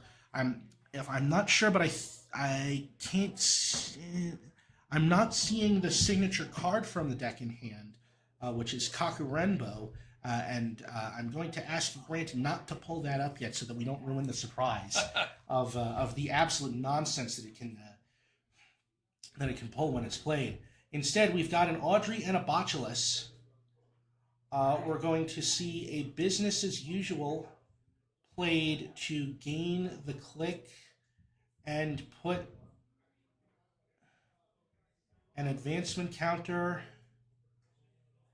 and score a tomorrow's headline. So the Ryan Burke is now up to 4 points. However, Sebastião has been given a tag, and as a result, Yisun was able to put Manuel Lattes de Mora in play, which will enable additional accesses on HQ and R&D as long as Yisun is tagged. And so we're going to see a card drawn for the first click from Yisun. It is currently down 0 points to 4 against Nebula, but we're only 5 minutes into the round? And a run happening now on HQ. Mm-hmm. So if this run is successful, which it probably will be, Yisun will be able to flip Gemelang back into Nebula, but instead what we're going to see here is an end pot. Oh, wow. So NPOT, because Ryan scored so aggressively, we're now at threat 4, which means that these two virus counters on the Botulus are not going to be enough to allow Yisun into HQ. So instead, he's going to bounce off and run R&D and seize 2 cards because of Manuel Lattes de Mora. I didn't see what exactly they were. There was I believe, a piece of ice there, but no agendas. And Amanuensis gets a power counter because Sebastião is still tagged. Looks like Ryan went down to only 1 credit in order to res that end pot. And if I recognize the alts in his hand correctly, I see at least 2 copies of Sure Gamble. So unless he's able to draw into an operation that is able to give him some money and also give him the credit from Nebula when it flips into Gemelang, he's going to be pretty broke for a while, and that's going to give... oh, no, here we go. Okay, so Ryan clicks for a credit and then plays a Your Digital Life. That is another operation that gives you credits equal to the number of cards in HQ. It costs 2. Ryan has 5. That's going to net him 3 credits, but on the end of his turn, he's going to flip back into Gemelang and get a 6th. So he's moneying back up. Granted, we're still in a situation where, he's got this end pot on HQ that he's rezzed, and this Botulus is still, it ticks up. So now Yisun's going to be able to get into HQ. He could potentially run R&D again now that all of the cards have been cleared off of it between Ryan's mandatory draw and the click that he drew with earlier. Yisun is going to draw for its first click. Draws for a second time. Oh wait, no, it drew with those. Yep, okay. I'm guessing it declined to use the Amanuensis power counter. All right, and so now run on HQ. It's going to see 2 cards. It's going to see a Spin Doctor. And Yi-Sun is having a little think here about whether or not to trash it. I believe trashing it will charge the Audrey, unless Audrey only gets charged off of installed cards. It's whenever you trash a card you are accessing, so that will give a virus counter to the Audrey if Yi-Sun chooses to trash it here. But it's only on it's only on 3 credits at the moment. It still chooses to trash the Spin Doctor anyway, and I don't think that was the wrong call, just because Spin Doctor can be so useful. And it is also going to see another card, and that is a Piranhas!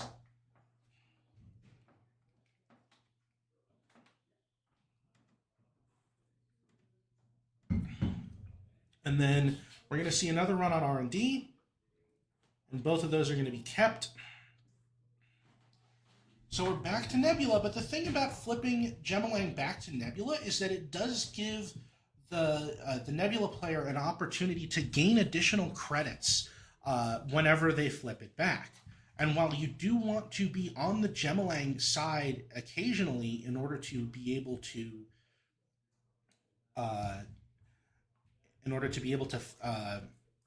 score your agendas more easily, the ability to just consistently get the extra econ from the ID is very useful. So here we're going to, can we pull up Piranhas, please? Here we're going to see a predictive planogram as D. Ryan Burke draws 3 cards and gains 3 credits because Sebastio is still tagged. And this is Piranhas. We're kind of in a metagame where you really want high strength code gates because anything with a strength of 4 or lower can just be cut through so readily with a buzzsaw and a tungsten tailor. That's why some people have gone off NPOT entirely in their NBN decks. Piranhas is a code gate with 6 strength and 3 subroutines, and it's pretty nasty. And it does give the opportunity to remove the tag instead of taking the bad pub to res it. And honestly, I think that if Ryan plays and reses the Piranhas here, he's gonna want to remove the tag, I think, as the cost, because that's gonna turn off the Manuel Latesh Demora from Yi-Sun, and also, it turns off his predictive planogram's abilities to get 3 cards and 3 credits at once, but I think that might actually be worth it just to stop the constant multi-access. Mm-hmm. And the Ryan Burke finishing up his turn with a Your Digital Life, I believe. Mm-hmm. Yodeling up to even more credits. There are now, if I'm looks like 13 credits. 13 credits, and there is also an ice on R&D now. Those tiny credit card credits are hard to see, but I believe the rightmost one is a 5. That's slightly oranger one. Mm-hmm. Yep, and he's actually gone up to 14 because he's just flipped back to the Gemalang. And so now we're going to see, and now Yi-Sun still not able to really get into HQ. Instead, that's going to be a Mesna Chestvo that gets rezzed on R&D, and that is going to drain Yi-Sun's credits and also end the run. Audrey does not have enough virus counters to get up to strength to break it, and Devil Charm does not have an Aquaceris crew in order to combo with in order to completely destroy it. So what that means is that this is going to keep Yi-Sun out of R&D this turn unless it has some means of getting in. And Yi-Sun continuing to be in the glare zone. Uh-huh. So it looks like there was a second card, a second Devil Charm, and also, what is her name? Erawayase Peshwa. Was another card that was discarded there. Eru being a way to get into R&D via archives. So I'm not entirely sure how those were discarded, unless it was an overdraw on Yi-Sun's part.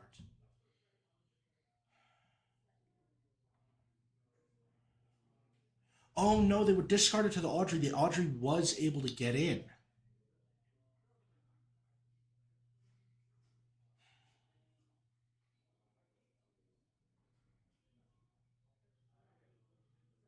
Did we actually see an access on R&D? Looks like it, but I don't think that anything was trashed. But you can see that the nebula has been flipped back. And it makes sense. The Ryan Burke just drew a piece of ice, so. Mm-hmm. Yeah. So those two card. Okay, now I get it. The two card. The strength is not from the virus counters. The strength is from the cards. So Yi-Sun threw away a Devil Charm and an Arrow Ayase Peshwa in order to match strength, and then the single virus counter to break the subroutines. However, because Ryan does have an exorbitant amount of money, he is going to be able to use one of those hedge funds that we saw earlier to make back most of the money that was spent on resing that Mesna Chesto, which is going to trigger the Nebula again this turn. If we look at Ryan's hand, we can see that it's almost all ice, which is, frankly, not a situation you really want to be in with Nebula.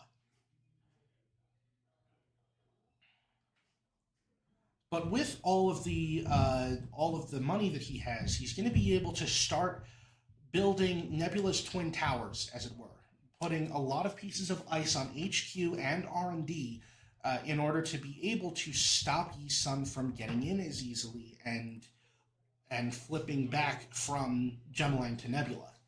Which, considering that this end pot still has a Botulus on it, and yep, see, here we go, a second piece of ice on R&D. We're starting to make it really difficult for Yi-Sun to be able to get into these places.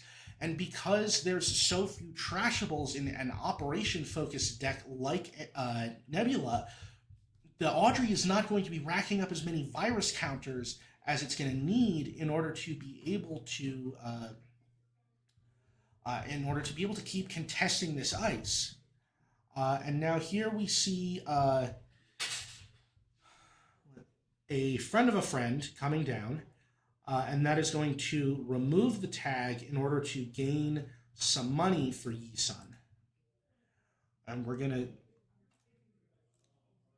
see how it's gonna look to contest this board state here. If I had to guess, I'd say that Ryan's probably going to take the next turn to draw up and try to get more of the operations. That appears to be a sure gamble on Yi-Sun's part, so that's going to be more money for it.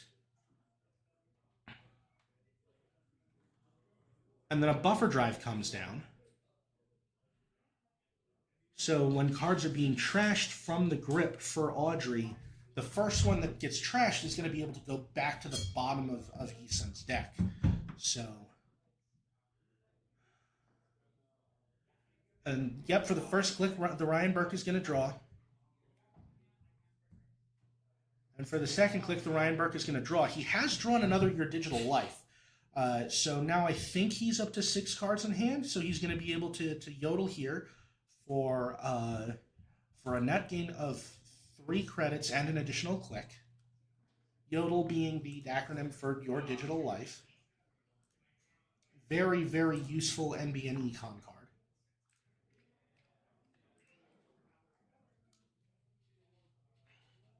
Yep, and here we see he's going to gain the credits from that.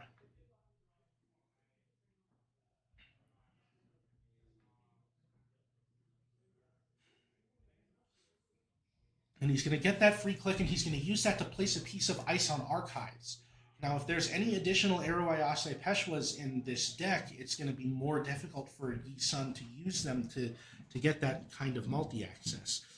And here we see Yi-Sun use the price. Transfer of wealth going into the bin. That's one of the major sources of influence for it.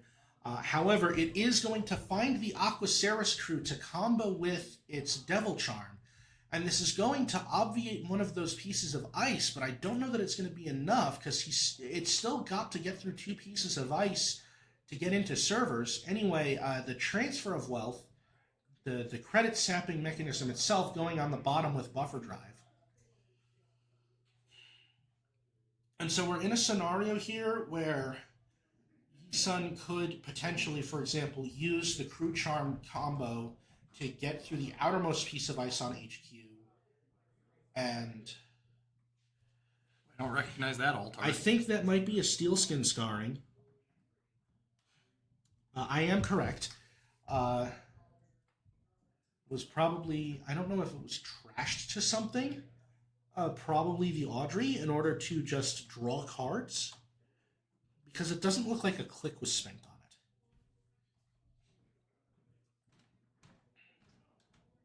it. And then Yi-Sun is going to click to draw.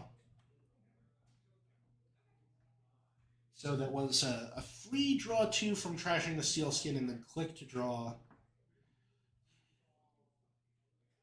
5 credits for Yi-Sun.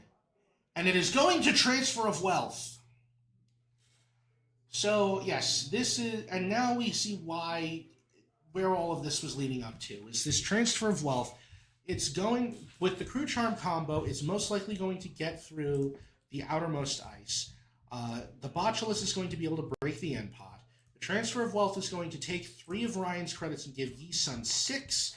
And because it's a successful run on HQ, Gemelang is going to flip back into Nebula.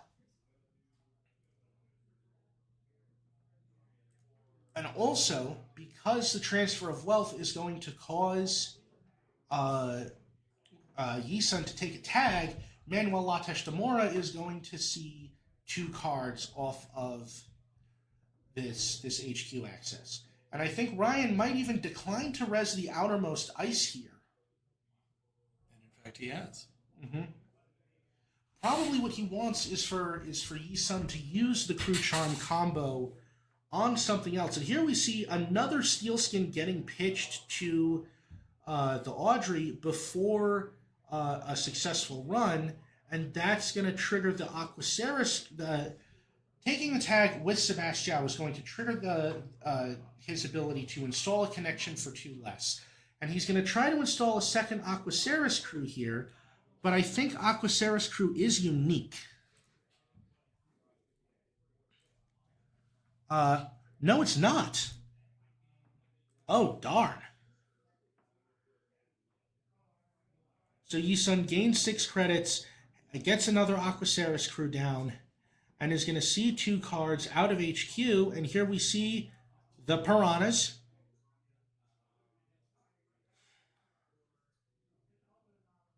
And another end pot. So all of Ryan's ice in his hand, insulating him from bleeding any agenda points. Though now Ryan is down to a, well, I was going to say comparatively sane 12 or 13 credits, but I'm not 100% sure which. But you know. I think that's a. Mm-hmm. I would say 11 or 12. Okay. And so now the tag is going to be removed. Even though Sebastião's ability would cost Ryan a card from HQ in order to trash each of those Aquaceris crews while they're tagged, Ryan's got so many ice that he probably doesn't care about that. And he'd rather just spend those ice from hand to protect the ice that he's already clicked to install on board. And now here we see, so I think Yi-Sun correctly decided here that floating that tag was not in its best interests. We see a petty cash from Ryan, click 1. Getting that into the bin is going to be extremely useful if he's able to keep the Gemelang side up. And he's just drawing. I think he has spent the next 2 clicks drawing through his deck, trying to find some way to capitalize on the momentum that he has gained. And now a card is being discarded into archives. Part of me wonders if we're about to... Okay, I changed my mind. It's time to pull up the Kaku Renbo. What? Kaku Renbo. K-A-K-U. So if I know Ryan, this is going to be one of the key cards in his deck. He's going to install a card from archives in the root of a remote server and place 2 advancement counters on it. And if it's that card is a Stoke the Embers, He's going to be able to advance to Stoke the Embers and gain 3 credits from itself, and use his last click to score the Stoke the Embers, because Stoke the Embers is nuts when you install it from anywhere other than HQ. Instead, or at least now, we're going to see the price from Yi Sun. There's going to be the Eru, there's going to be a Gourmand, there's going to be a friend of a friend, and there's going to be a Gourmand. So the price lets Yi Sun mill the top 4 cards of its deck, and then install one of them for 3 less. We've already seen it used at least once this game. And it is currently thinking about which of these it's going to get. All of them will cost 0 credits. Gourmand will have the ability to trash any potentially dangerous operations out of Ryan's hand. Arawayaste Peshwa is, of course, a good multi-access tool or at least a good way of getting into R&D from archives. Now, granted, there is only one piece of ice protecting archives, and an Eru run on archives here would see, yep, it's going to take Eru. So an Eru run on archives would see 3 cards off of R&D.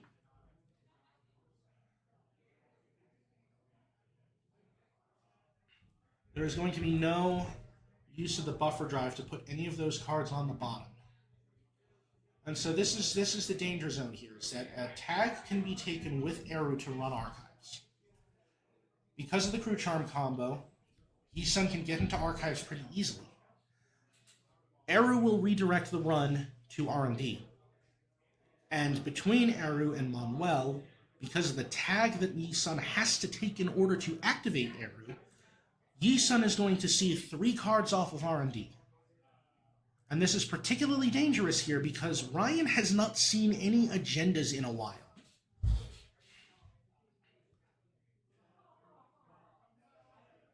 And Ryan is going to res an F2P, which has 2 subroutines that can be broken for 2 credits each as long as the runner is not tagged.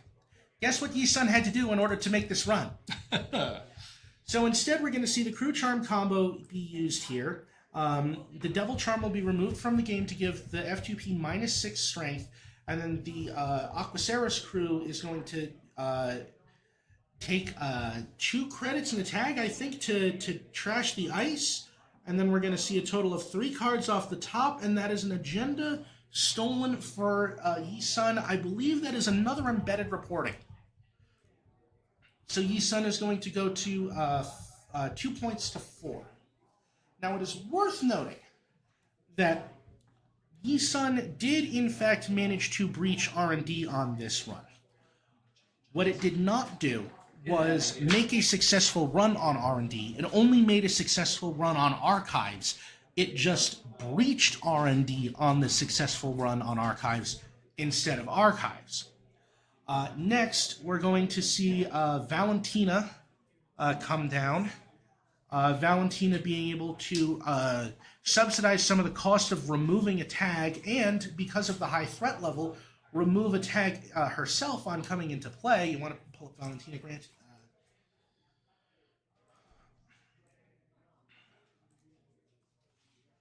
All right, yep. There's Valentina Ferreira Carvalho. And then now, we're going to see something interesting happen. It's a Kaku Renbo! It is the Kaku Renbo. The Ryan Burke has played the Kaku Renbo. He has trashed a card from HQ. And now he is going to turn all cards in archives face down. Because he is still on Gemelang, he has an extra click with which to do this with. He's going to reveal Stoke the Embers. Stoke the Embers being an agenda that we saw a little bit of in the last game. When you install this agenda from anywhere except HQ, you can reveal it, which he has done. He has used that to gain 2 credits and place 1 advancement counter on an installed card. The Kaku Renbo placed 2 advancement counters on the Stoke the Embers when he played it, and now he uses his last click that he gets from Gemelang to advance the Stoke the Embers. Ryan Burke is on match point! What a play. I know, right? Sorry, I get a little excited when I get to see NBN do the things. Furthermore, when he scores to stoke the embers, he gets an additional 3 credits, and he gets to put an advancement counter on the Megacity that is currently sitting on R&D, which is going to mean it will be even harder to get him off Gemalang. And he's still sitting at a very healthy-looking 13 credits compared to Yi Sun 7. Yi Sun did burn the crew charm combo on that Eru run and got the 2 points off of it, but I'm not sure that it's going to be enough.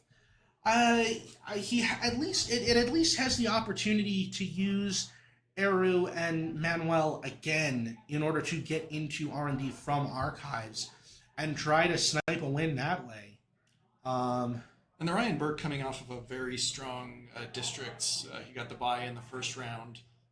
And just showing his command of the game again this match. Yeah. So what we're going to see first is a privileged access from Yi Sun. Now this is a very useful card, especially at this point in the game when we passed Threat 3 a half hour ago. You run archives if you're not tagged, and when you breach archives, instead take 1 tag. Install a resource from your heap, paying 2 less, which is going to bring back the Aquaceris crew, and install a program from the heap in the form of a Gourmand. So now, Eru, if we can pull up Eru, I need to make sure that it's not when not tagged. Yep, you can do that. Okay, so once again, Yi Sun is running archives with Eru Ayase Peshwa and is going to see 3 cards. The first one of them, I believe, might be another hedge fund. If so, then clearly I need to be doing this commentary job more. There's going to be a second. That is a next big thing off the top. Yi Sun goes to 5 points and is now within spitting distance of taking the game itself. And furthermore, it is going to trash a sudden commandment, which is another useful operation for drawing cards and playing another operation for free, but unfortunately it comes with a trash cost, so... And then Yi Sun is clearing the tags. Nice job from Yi Sun, coming back from what looked like a pretty strong position from Ryan Burke to within striking distance of the game again. Well, yeah, but Yi Sun's not out of the woods yet. That next big thing does come in with an agenda counter regardless of whether it's scored or stolen. And the Ryan Burke can click that next big thing to draw 4 cards and then shuffle 4 cards back into R&D. Furthermore, even though Yi Sun has gotten 2 Aquaceris crews back, what it hasn't found is a 3rd Devil Charm. One of them was discarded to the Audrey way earlier in the game. So the Ryan Burke is going to play the predictive planogram to draw 3 cards. Not fully operational. We haven't had that show up on camera yet, although it could just be a matter of time. We're not 100% sure yet. Predictive planogram being one of the few cards that I can identify by sight. So, well, yes, that was I made that mistake on purpose so that I give so you that we could demonstrate that I do know a little bit of Netrunner. Yes, exactly. All right, and so we have, like I said, we have 1 Devil Charm in exile or RFG'd, 1 in the heap. And it looks like the Ryan Burke is going to be using that agenda counter on the next big thing in order to draw 4 cards and shuffle any number of cards from HQ back into R&D. And we are now seeing that is a superconducting hub in the Ryan Burke's hand. A very easy card to keep that will... it's a 1-point agenda that will get him straight to the 7.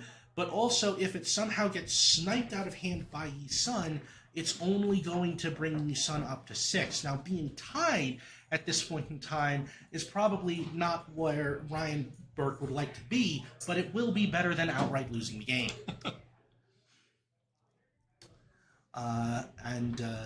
So it looks like he's still just deciding which cards to shuffle back. as we sit here waiting with a certain amount of time left in the round. And we are joined in the studio by our very own Ryan Wigglestick Lankin, the pilot of the Pravdivos deck earlier. Ryan, do you know how much time is left in the round? It's about 6 minutes. About 6 minutes. Okay. So we're looking at this scenario where the Ryan Burke is up 6-5 with 6 minutes left in the round. He may have kept the winning agenda in hand at this point for himself without giving one up that Yi-Sun would be able to get to. However, with Yi-Sun's engine online of being able to get into archives with no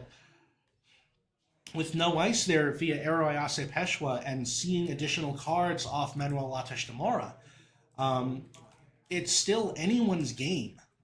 But it does look like the Ryan Burke has kept a non-zero amount of ice in hand. He's going to use Hedge Fund to gain even more credits, and he's got ice back on archives. This could very well be the Piranhas that has been sitting in Ryan's hand the entire game.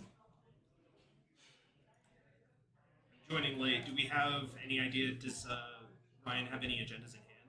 He does have a superconducting hub in hand, Okay. which will get him to 7 agenda points, and win the game outright if he's able to score it. And as it stands, I think Have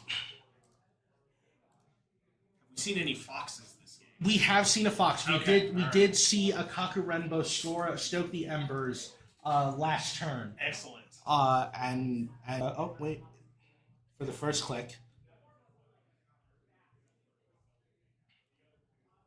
draws again. Remembers to put a virus counter on the Botulus. Clicks Eru to run archives. It's the Piranhas. And it's the Piranhas!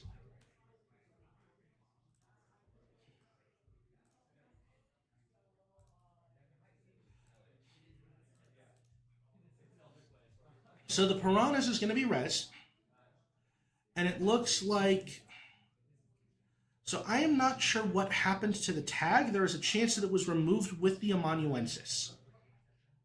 But as a result, that means that the Manuel Latash Demora is not going to let Yi-Sun see a third card upon breaching or upon the successful run on archives and breaching R&D. But I'm not sure what's happening here. If it looks like Yi-Sun is in fact tagged, and I will say that if I was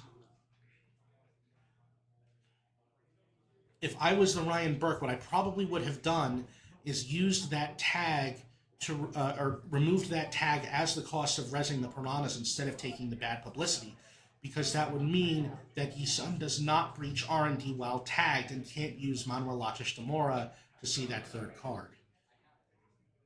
Oh, that's the game.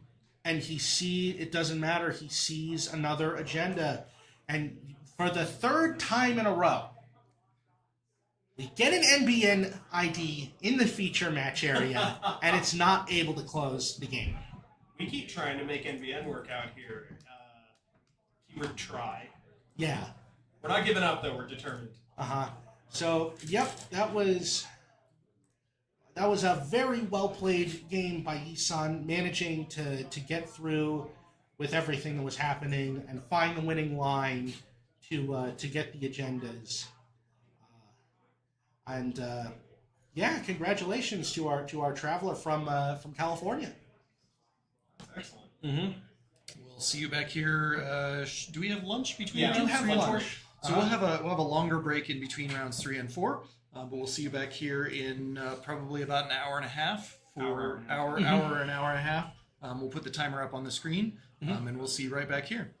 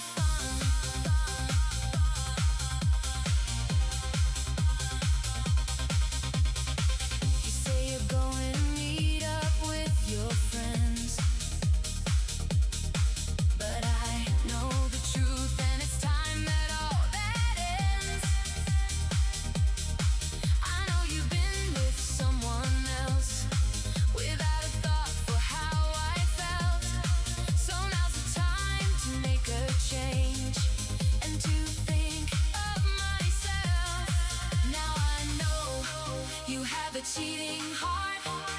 I should have seen it right from the start. You don't care about me or how I feel. I don't even think your feelings were real. So please don't pretend.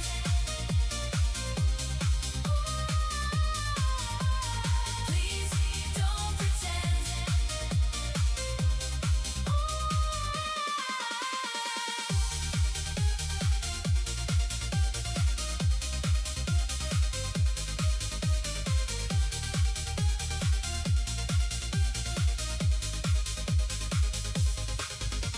I don't really care what you're gonna do. I'm out of your life, so it's all up to you. Just figure it out and make up your mind. But don't come running to me, 'cause you know what you'll find. I'll be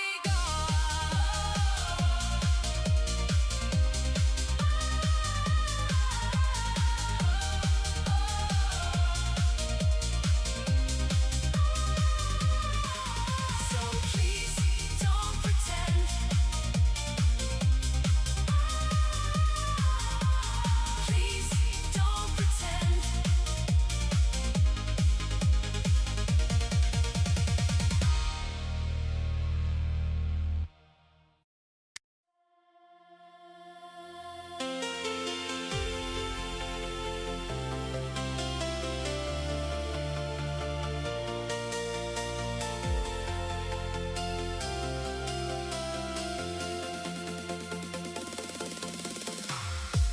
As I look down at your picture,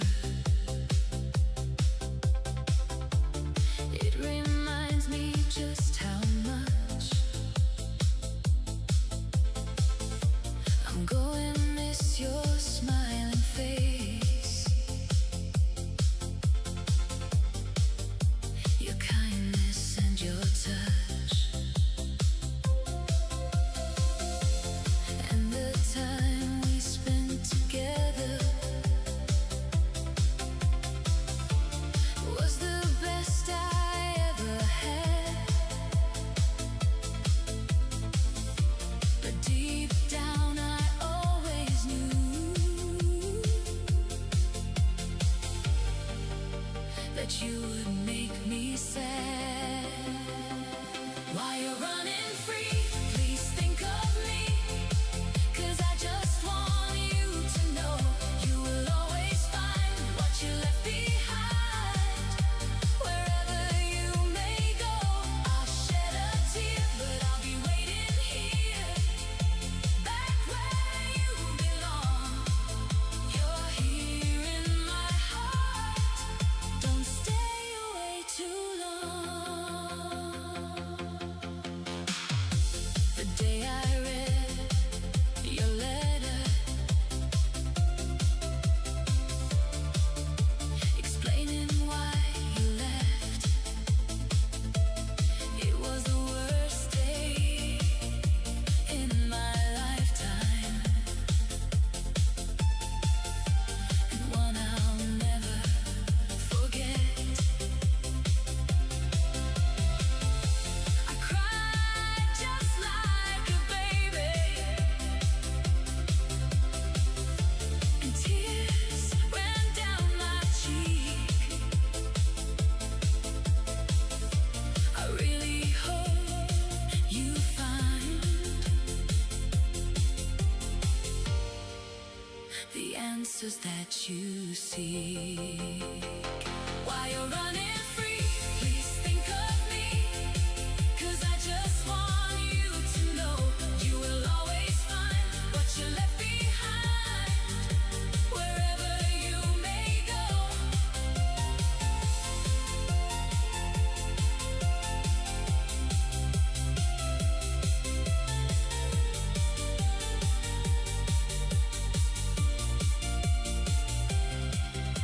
I hope you find a reason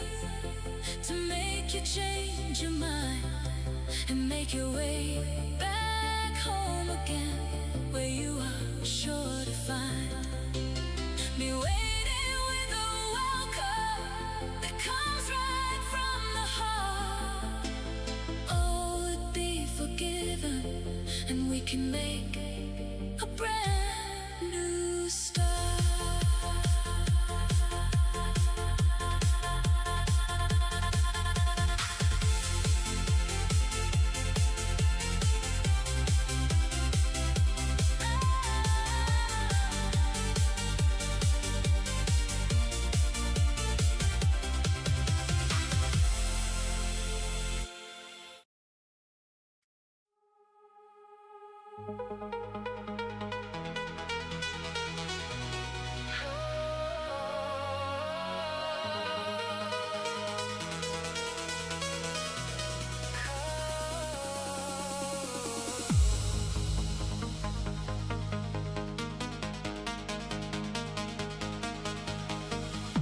I always thought that we were golden,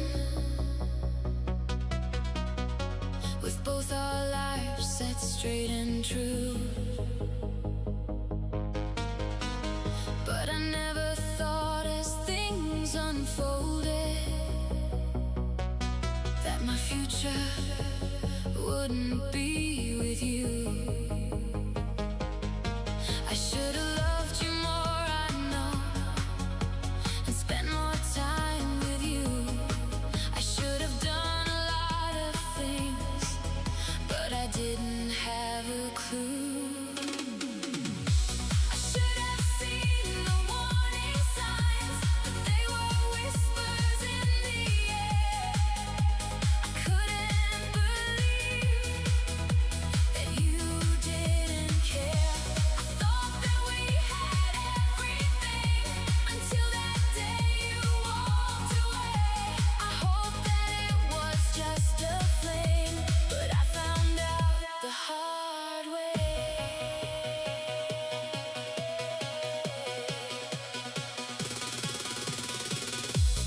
Looking back, I was really happy,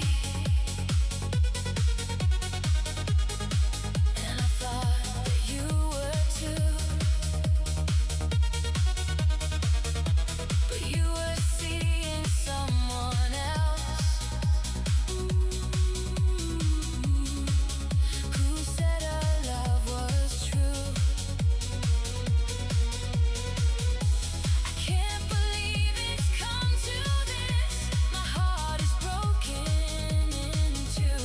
I should have seen this coming. Now I don't know what to do. I should have seen the warning signs, but they were whispers in the air. I couldn't believe that you didn't care. We'd known each other for so long, and I thought you were the one. That's why I thought it was so wrong to do the things you've done.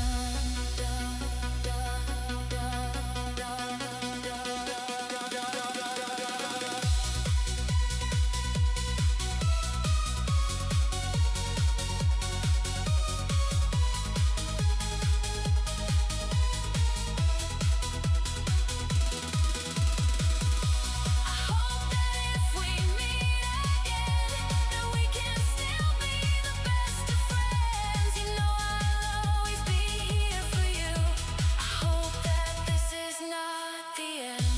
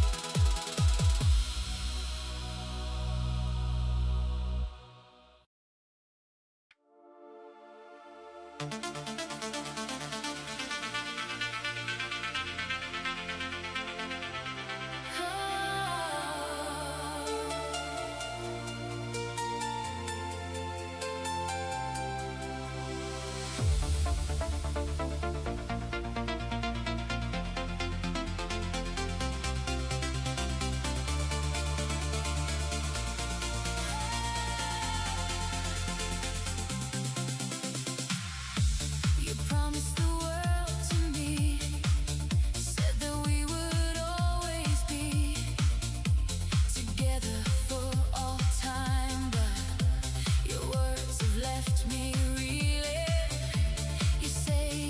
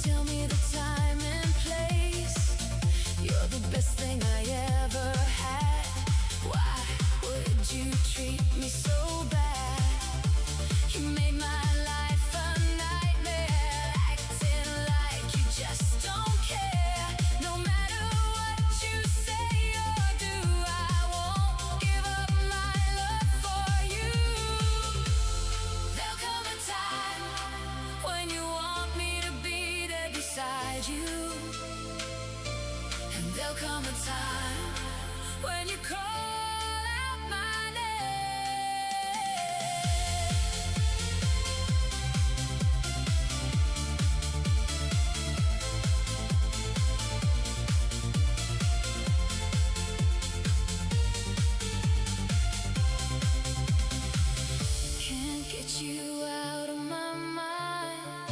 Think of you all of the time. It's crazy, I know, but I just can't lose the feeling. I just don't know what to do. I'm already missing you. It's no good you going away. I'm gonna find you someday. There'll come a time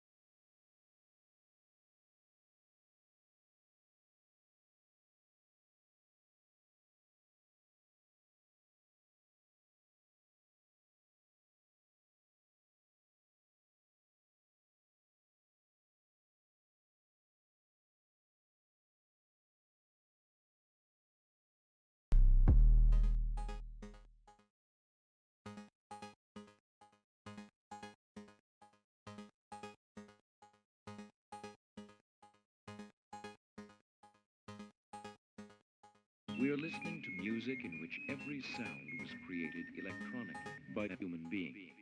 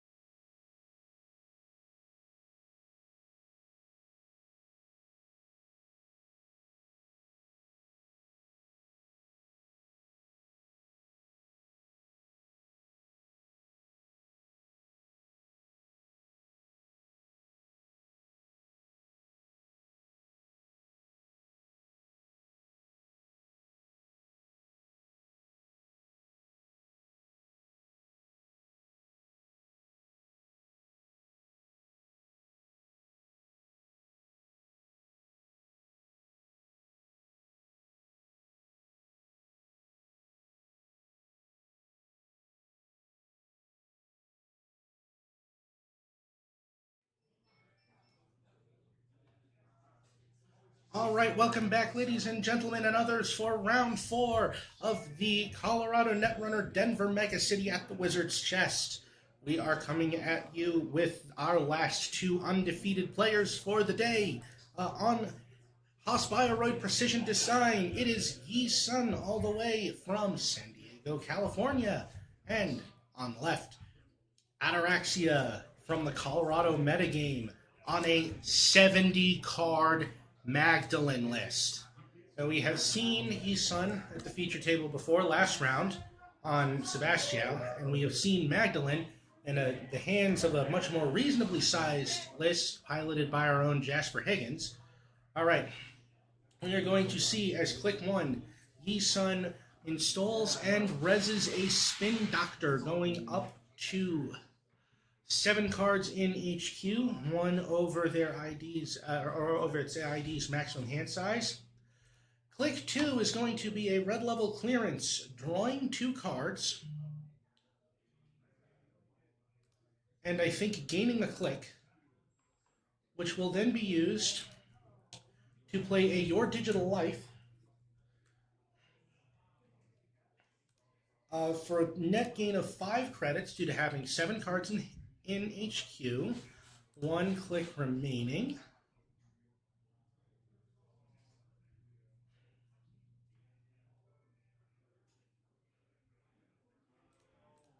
Now I'll just be waiting to see what, if anything, Yi Sun chooses. Well, it's got to be something.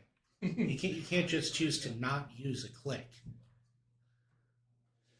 I would guess that something is going to be installed from HQ. Possibly a piece of ice, but not 100% certain. Well, I was sort of correct. Top-down solutions is going to be played. Yi Sun draws 2 cards, and then installs ice on R&D and ice on a new remote server. And it is over to Ataraxia. Overclock Coalescence in hand. It appears to be a compilation of Dr. Nuka Vrolic. And I believe that's a propeller? I mean, if I had to guess, I'd say it was... Oh, no, that's a Principia. Principia. So it will be interesting to see how Ataraxia chooses to play this. It looks like he's going to start with Dr. Nuka Vrolic. We're going to go with the classic play pattern of click 1 Nuka, click 2, click Nuka. Bringing him up to 7 cards in grip.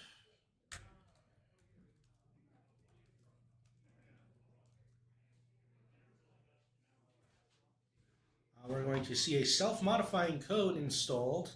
I do believe that is the old artwork for it, too. And finally, a fermenter finish things off. So worth noting with that overclock in hand, there is the potential for Ataraxia to make an overclock run and spend the credits from it to crack the self-modifying code and install a program. Again, using those credits. And if it's an icebreaker, that can potentially be really useful. So this will enable Ataraxia to potentially challenge whatever it is that Yi Sun puts down. There's 2 installs there and a credit, I believe, and then, or possibly a card. Ataraxia has clicked the Nuka after a very fast turn 2 from Yi Sun.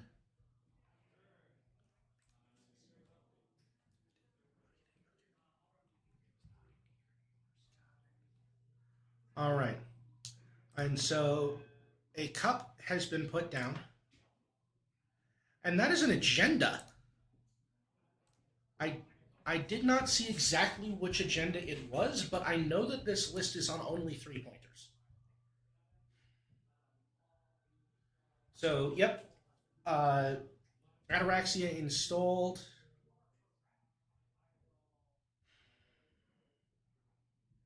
Ataraxia installed a cup, ran HQ, stole an agenda instead of a random thing that was useful, and is now attempting to install a coalescence despite not having enough MU for it, the compilation is just going to go in the trash. And then Ataraxia takes the coalescence money, and I think there's a lily pad in HQ, which might be the install here, but no, it's just discarding a Principia.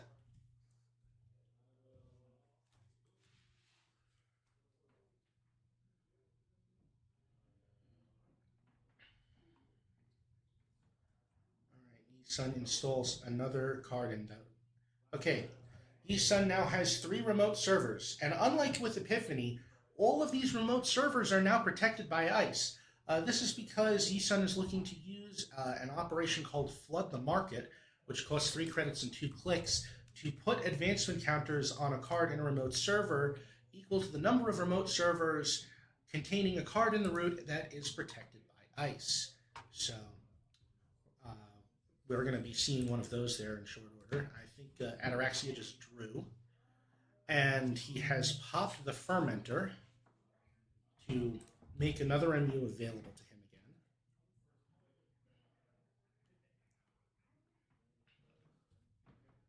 again. I see an Illumination in Ataraxia's hand. That R&D ice could potentially be annoying for having to deal with that.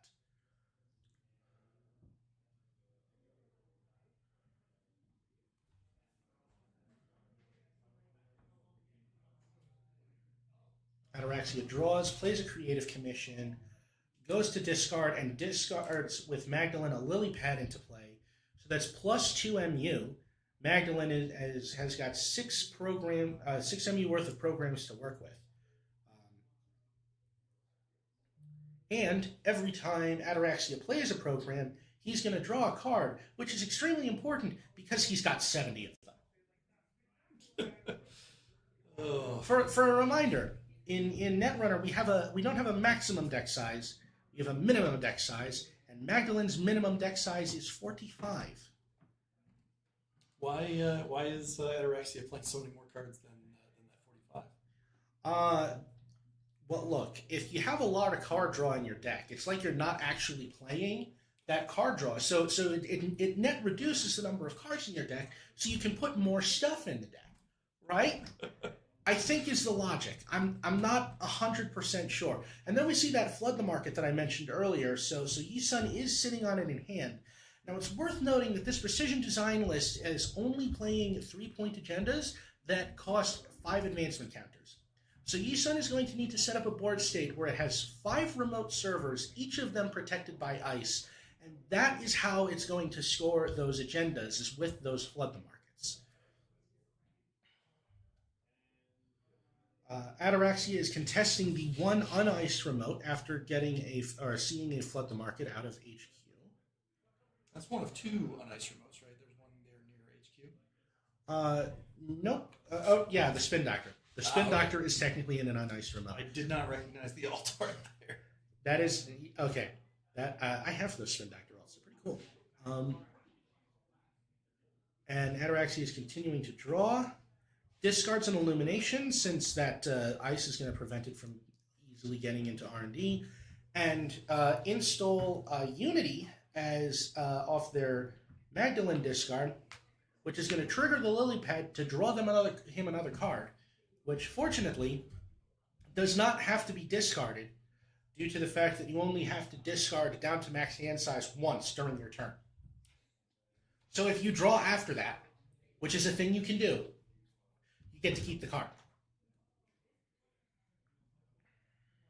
Maggie's more complicated than I can really keep in my head. I lose track of my MU real quick. Oh, that's Shaper for you.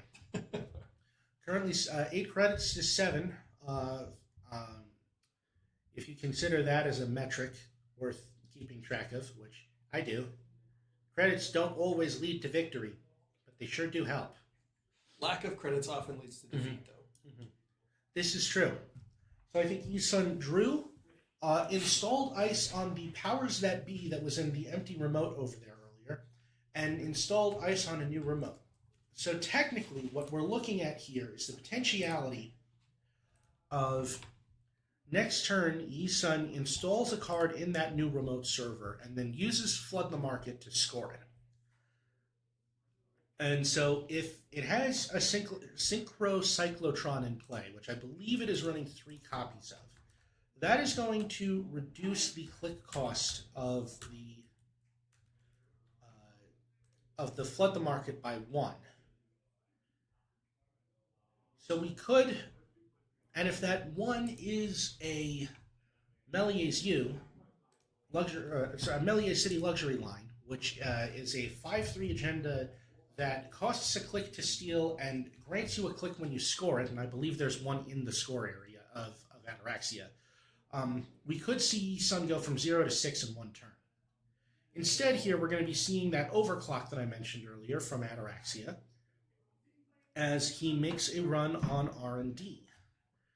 With the overclock credits available, it's going to be possible to crack the self-modifying code if necessary to get another program, which will then trigger the lily pad to draw a card mid-run.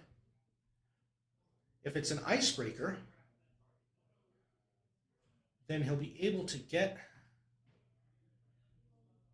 into that server almost assuredly, but instead, Yi Sun is going to decline to res the ice on R&D, and now Ataraxia is looking for a propeller. He's going to get his propeller, so now there's a fractor down. He's going to be able to contest Yi Sun's board a lot better. And I don't believe that Yi Sun is splashing for any of the really terrifying sentries that you can get out of other factions. So the worst sentry Ataraxia is going to be looking at having to faceplant is probably a drafter. Which, to be fair, you don't really want to faceplant because a lot of value can come out of it.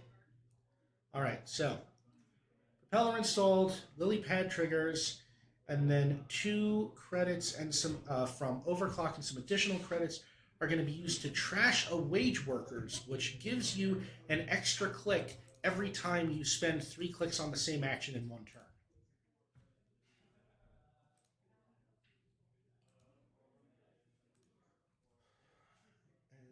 And next, Ataraxia installs a daily cast to get some more money going, and a telework contract, which he is then going to click to go back up to 4 credits. The telework has 6 on it, and there should be 8 credits on that daily cast, but I'm sure he's going to get those in a moment. So now here, we're going to see, I'm expecting a score from Yi Sun here. So Yi Sun takes its mandatory draw.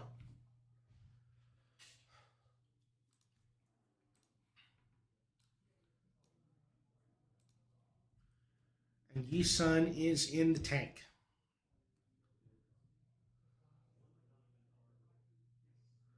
Yi Sun installs. Is it time to flop? I mean, now would be a good time to flood.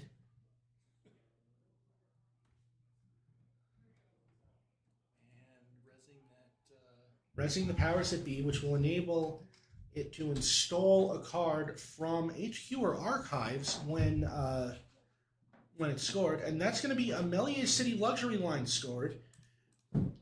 So it's at 3-3. The powers that be is going to trigger to install the wage workers that was trashed earlier.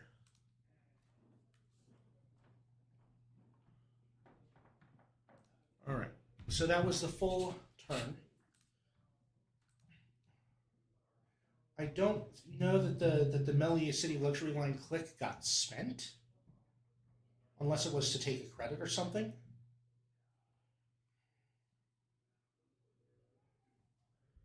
But as it stands, we are now 3 points to 3. Ataraxia is up 5 credits to 3.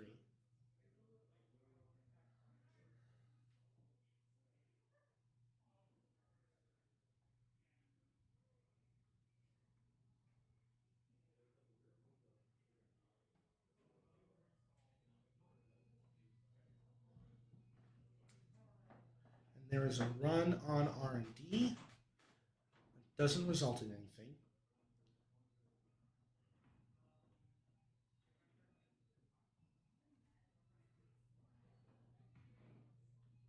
Okay, and run on HQ. Uh-huh. Oh, we'll And see that's the a send a message. Which is going to put Ataraxia up to 6 points. And what are we going to see from the free res? I do not recognize that altar. I think that's a drafter.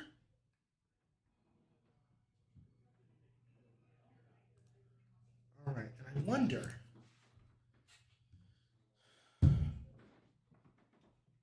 No, that was.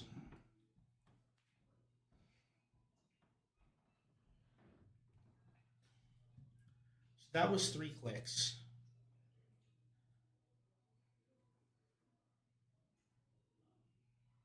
There should be a 4th. Unless.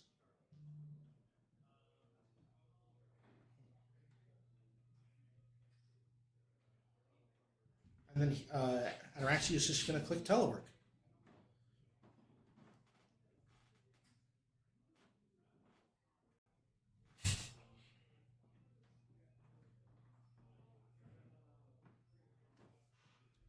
There's another spin doctor for the first click, which is going to cause that, which is going to overwrite the other one.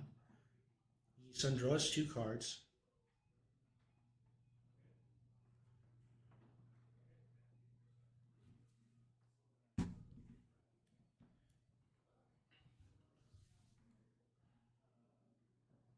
Probably trying to work out if there's a line. If any of these other remotes have agendas in them. The fact that Ataraxia has been able to pull, I want to say, 6 points out of HQ has been, as a shaper, has been really lucky for him. Especially because the part of the reason for running this particular version of the PD deck is that you only have 6 agendas in the deck. So you need to score 3 agendas in order to win, but the runner needs to steal 3 agendas in order to win. So being in a situation where you have to find those agendas like that, and okay, that is a Pisha Sal on the R&D ice. So Pisha Sal is when the ice is passed, it is going to give Ataraxia a click. And it is, if this is not the first time that's happened, then it's going to go back to his hand. As it stands, we're going to see the Azamat trash a Synclocyclotron. And he's going to go back into R&D and take back the Pisha Sal. The R&D card is going to stay.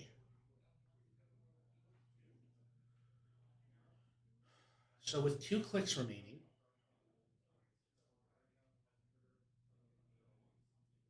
we're going to see a run on HQ, and that's the Smellier City Luxury line for the win! Yikes. That was a lot of HQ pressure. Oh my goodness. A lot of lucky pulls out of HQ. Oh, 100%. Precision Design does tend to keep a lot of cards in HQ, so consistently hitting those agendas off of those single accesses for Ataraxia was flabbergasting. Well, okay, a 70-card Maggie takes it down. Oh, that was a wild match. I know, right? Okay. It just ended. He just pulled agendas from HQ like it was nothing. He threw out the cup. Okay. Well, we'll go to break. We'll be back at the beginning of the next round, which will actually be in a while because everybody else has got a lot longer to play. Yeah, this was this round went this feature match went a lot quicker than any of the other ones we've had, which not what we expected. About 21 minutes left in the round. We may come back early to look at some of the tournament results so far. Or alternatively, you know what? Let me see if I can pull.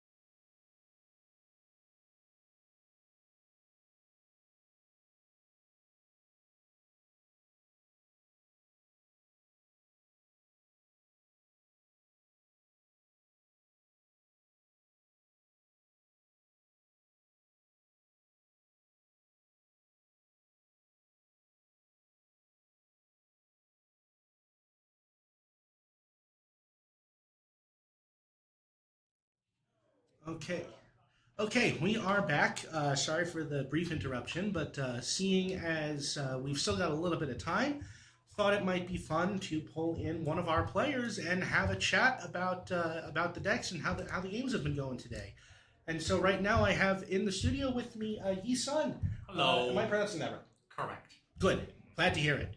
So Yi, you came all the way here from San Diego, I Correct. heard, right? Yes. And you drove. Oh, actually, I ended up not driving. You ended up not driving. Okay, that was I- probably wise. I planned to have a road trip with one of my friends, Oh. but my friend ended up not coming. So Oh. I'm not going to drive all the way along by myself. So. No, that makes perfect sense. That makes perfect sense. I have gone on a road trip to and from Las Vegas once, which is about like what 2/3 as far, and I did not do that alone, and I would not want to do that. I can definitely understand. Well, nevertheless, it looks like you're really showing up your friend for not coming out to support you right now, because you are currently 3-1 today with 2 rounds to go in really good position to make the top cut. And, Finger crossed. well, I mean, from what I've seen so far, it looks like the only thing holding you back is whether or not you're fully operational show up. Correct. Correct. So, yeah, fully operational for those of you at home is a card that, has been around for a while and sort of... It should have been bad. It The should have been bad. RLC is just a scapegoat. Yeah.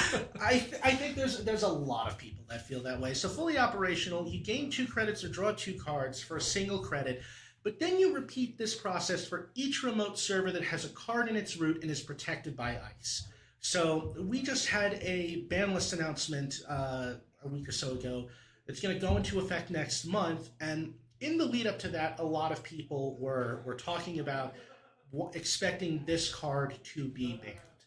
And there was another card, Red Level Clearance, which we actually did see in Yi's most recent game, which has a lot more flexibility to it, but does not lend itself to the swings that you can get from that fully operational. For sure. And even in this game, we saw the Red Level Clearance. It drew 2 cards and gained a click.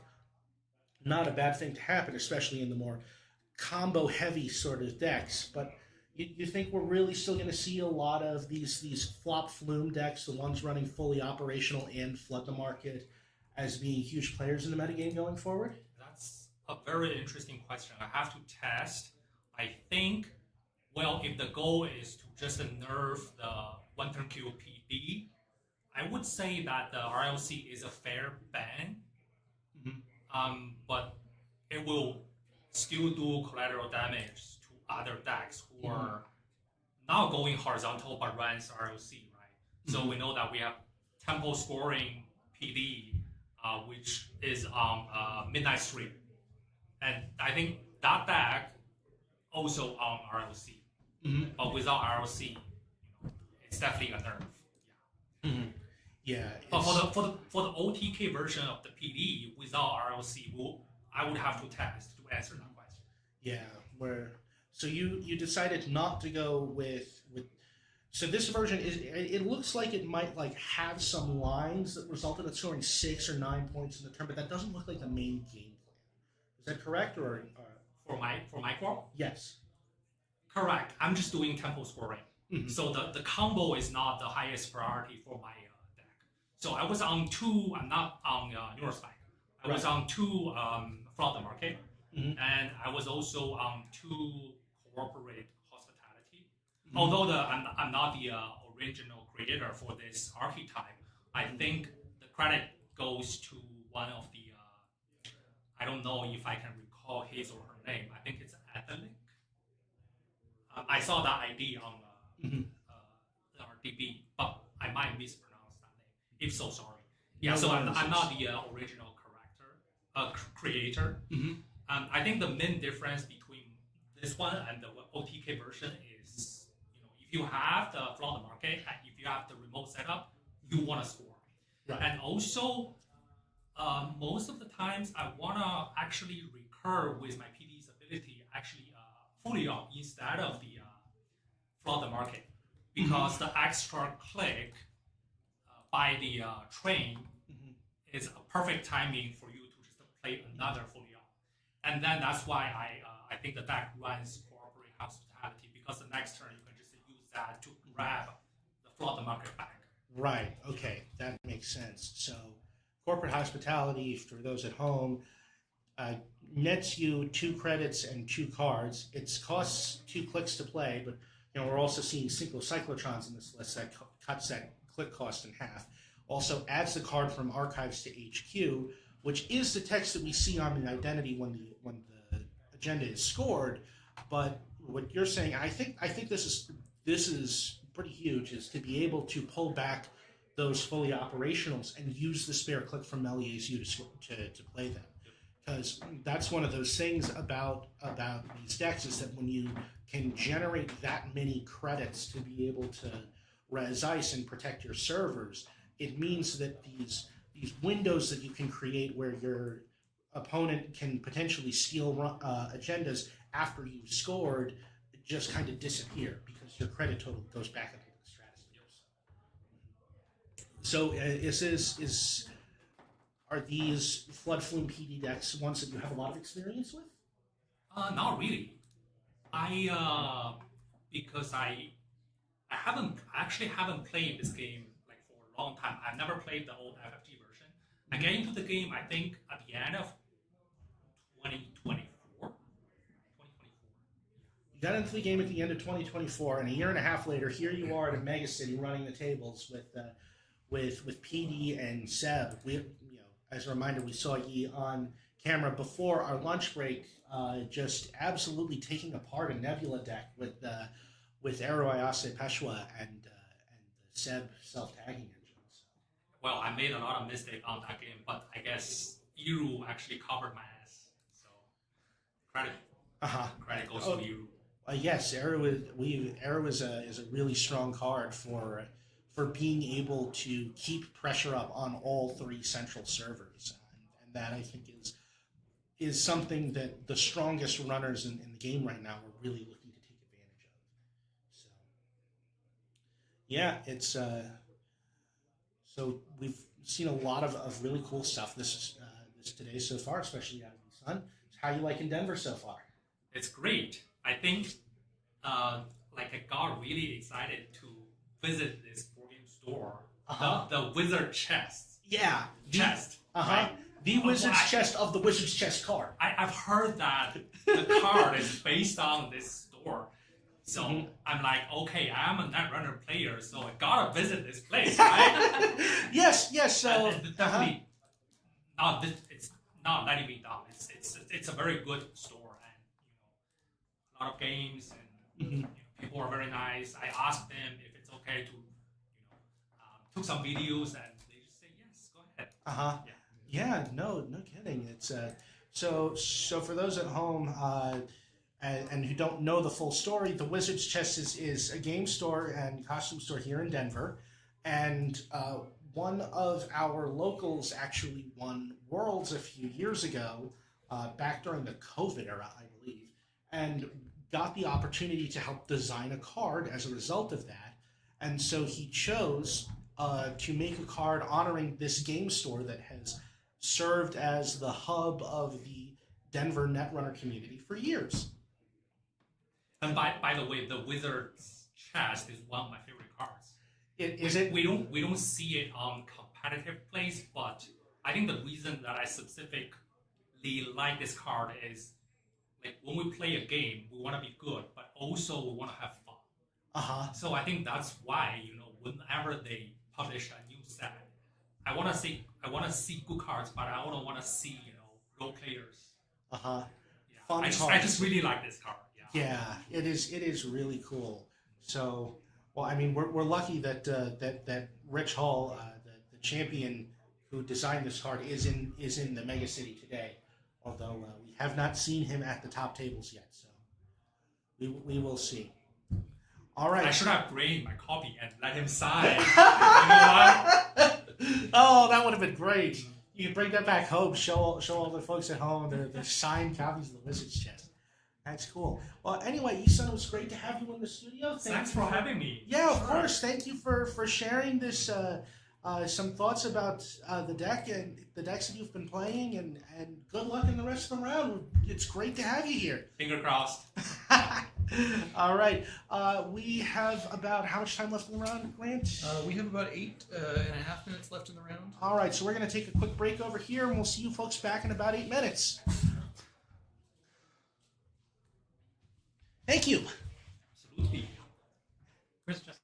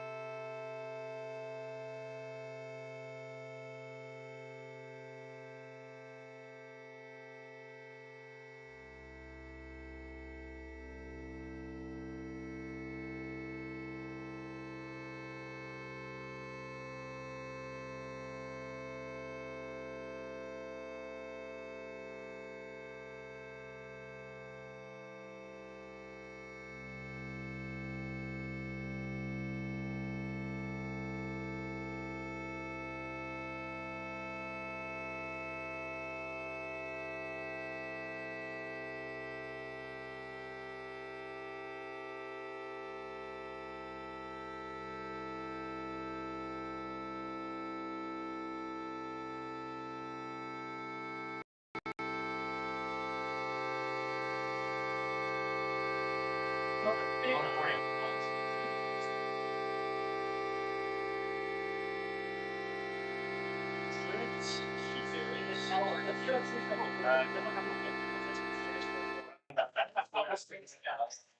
goal is.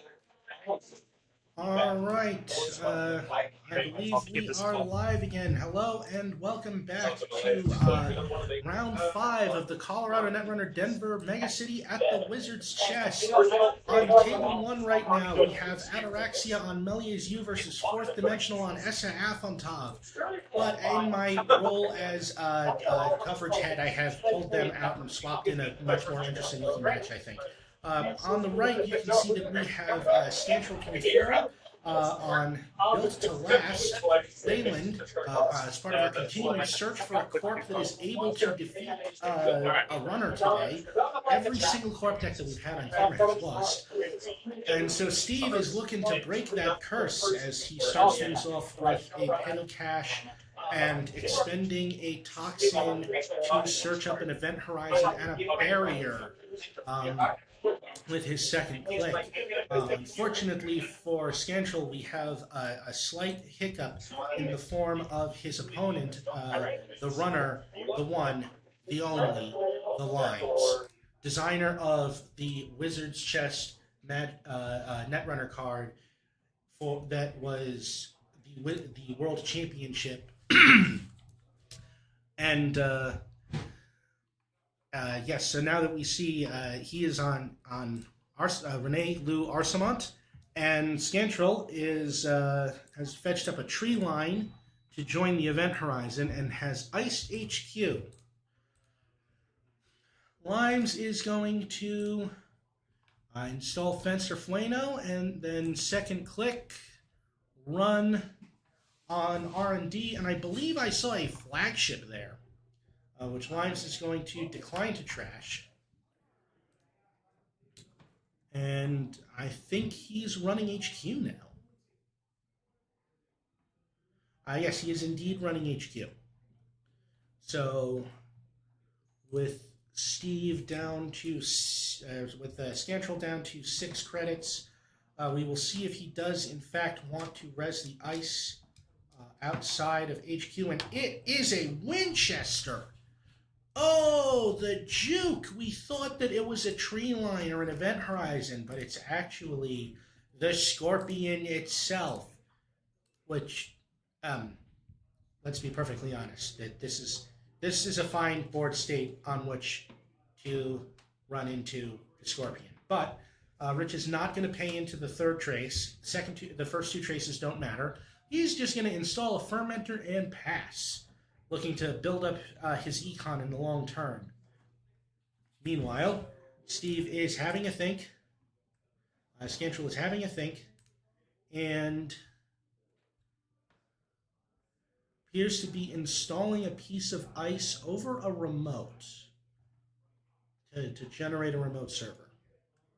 Yep, that is indeed how he is spending his first click.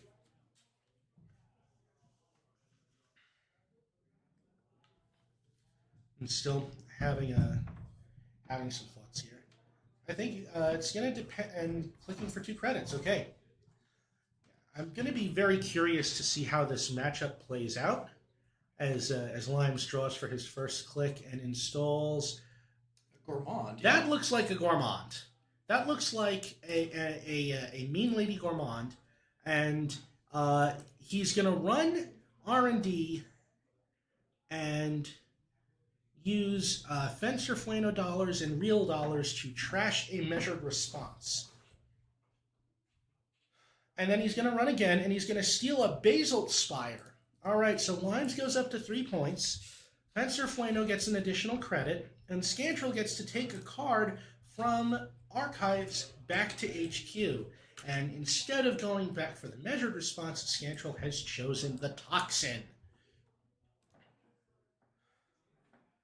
And it looks like Scantrell is now taking his mandatory draw, using the petty cash in the bin, first click, to gain 2 credits and a click. Now, let's see what he tries to do here. I'm thinking he might try to shore up R&D just to stop giving the free accesses to it. or he could try to push something in that remote. Because whatever that remote ice is, the likely candidates are Treeline and Event Horizon, and we're not really seeing a way for Limes to be able to get in there yet, especially only on the 3 credits that he has. So this might be a reasonable time to push, especially if Scantrell already has another agenda in hand. And with Limes being on 3 points already to 0, he can probably afford to let that go. We're going to see another upgrade on HQ. And, oh, wait, no. We're not going to see an upgrade on HQ. We're going to see an ice on R&D. That ice is going to get advanced, and that advancement is going to trigger the built to last ID text, which will give Scantrell 2 credits. Looking at Limes' hand from up here, I think I can see a buffer drive, a Keiko, a buzzsaw. He's drawn a fermenter, and I think that's also a steel skin scarring. That's going to be a useful card in this matchup if Scantrell tries to take the potential kill lines. If he can get back the measured response, or find the way to draw any other copies in the deck, that might provide some protection against just dying to getting shot. Now, as it stands, we got a tree line being rezzed. It has 1 advancement counter, so it is going to be at 5 strength. And yeah, Scantrell will gain a credit and the run will end. And then, but then, Limes is going to run the remote server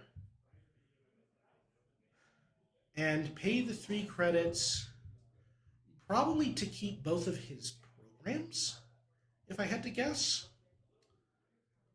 And just let the run end. And then he's discarding a Keiko from his hand at the end of the turn. So he's continuing to let the fermenter tick up. And is going to have a decent chunk of credits going into his next turn if he wants them. He's also got that Fencer Fueno ticking up as well.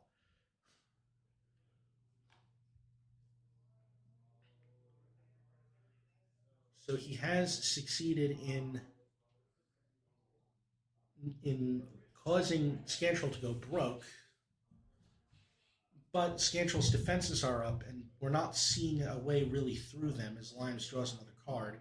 He's going to pop the Fermenter for 8 credits. Has some liquid cash to work with now, which will then be invested into another Fermenter. Classic move. Chain Fermenters, obtain more money. And then there's going to be a Gachapon installed. Gachapon being an interesting little piece of hardware. We're going to be able to see 6 cards from the top of the deck, and either a program or a virtual resource will be installed from among them. And then 3 of those the remaining cards will be shuffled back into the stack. The chosen card will be installed for 2 credits less. Scantrell appears to have used a second petty cash from the bin in order to try to get some more credits of his own. We're still really building up for both sides here. And it looks like Limes has paid an additional credit in order to keep the Fencer Fueno around.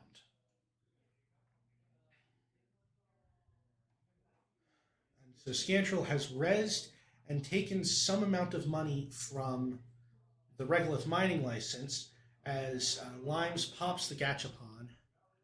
And we're going to see a whole lot of cards here. We got an Echelon to potentially break sentries, and literally nothing else, I don't think. So that is going to cost a credit to install. And then here we see Keiko, we see Game Dragon Pro, Sure Gamble, Daily Casts, and I cannot tell what card that is in the center. It might be a Strike Fund? Yep, that is a foil Strike Fund right there. So now he has to decide. The Sure Gamble and the Daily Casts are getting removed from the game. I guess he expects that that Fermenter and whatever else he has is going to be enough money to keep him liquid. I mean, Lu's ability is certainly going to help, since it gains you a credit and draws you a card whenever you trash something. And this is not as lacking in installables and trashables as say a Nebula deck would be. I mean, look, I'd be scared to do that, but I'm not former world champion Rich Limes. So. And here we see Limes is just going to go ahead and run the Regolith mining license, paying 3 credits off of Fencer Fueno to trash it. The Echelon that he got off the Gachapon coming in handy, as it lets him break the Event Horizon fully for 2 credits, and Scantrell chooses not to use the Event Horizon to end the run, since Limes is able to just get back into the server and trash the Fencer Fueno, the Regolith anyway. And then Limes is going to run the remote server that Scantrell made last turn. Scantrell reses a Spin Doctor, draws 2 more cards. Grant, that alt is a Spin Doctor, by the way. It's good. I would not have been able to tell you that even after seeing it several matches this time or this tournament. Mm-hmm. And looks like the Spin Doctor is being used to shuffle back the Regolith and possibly something else. Noticeably, not the measured response. I wonder if Scantrell is just completely off the kill plan this game. It would make sense if Limes is continuing to stockpile those Steelskin Scarrings in his hand, that he may be less inclined to try to go for the kill when there's that much kill insurance. Hedge fund for Scantrell here, bringing his credit total up to much healthier numbers. I want to say at least 13 or something? 12 or 13. And he is debating about putting something in a remote server, potentially the one with the Event Horizon.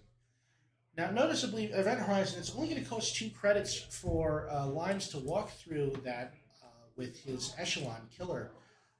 But the Event Horizon does have the ability to trash itself to end the run. Now, this is going to be much more powerful in situations where there's multiple pieces of ice on that server, and trashing an Event Horizon just forces Limes to be dragged through something else that's more onerous. And here we see Scantrell installing another piece of ice on that remote, making it much more heavily defended, as now whatever outermost piece of ice is there will need to be broken twice in order for Limes to get whatever is in that remote. Limes is going to start off with a Ritual to draw 3 cards. There's a lot of Shaper cards in this Lu list. Now, a lot of the time what we usually see for console in the Lu lists is Hermes, the Leela Patel imitator that bounces unres cards when an agenda is scored or stolen. But I'm just clocking the fact that Limes is on Keiko. Limes has freed up like 6+ influence from not running the Hermes. And so now here, as a result of that, we're seeing importing the Echelon from Shaper as an Faction Breaker, all of this additional draw in the form of these rituals, and now the Tungsten Tailor comes down. This is going to be very helpful for Limes as he tries to break the ice with icebreakers that may have fixed strength, as it's going to make them or be expensive to use, as it's going to lower the strength of the ice that he's encountering and make it much more palatable to break. Scantrell is advancing, and he's playing a seamless launch, and he's scoring an above the law, which was not something that I expected. I thought that he was on a 6 agenda list. But instead, we see Scantrell score a 3-2 with a click to spare off of a seamless launch. That is going to trash the Fencer Fueno and give Limes less credits with which to trash any other assets that Scantrell tries to run. But this just looks to be like a more traditional BTL Glacier deck. I'm not sure how many of those we're going to see unless it's like a wall-to-wall or something. And Scantrell is going to go ahead and install a Sacrifice Zone expansion face-up behind the event horizon and whatever other monstrous piece of ice is waiting at that server, at least 10, 11 credits at the ready to res it if it's the toxin. And no code gate breaker in sight for Limes, who's just going to keep drawing with another ritual. I'm pretty sure he's holding 2, if not 3 copies of Steelskin Scar. It's probably good that Scantrell is leaving that measured response in the bin. Yes, it is. The question is if, well, Limes may still want to draw another card, and he's going to install Keiko, his companion, and his console, gain a credit the first time you install or use credits from a companion each turn. It counts itself, and I think that might have been his last click.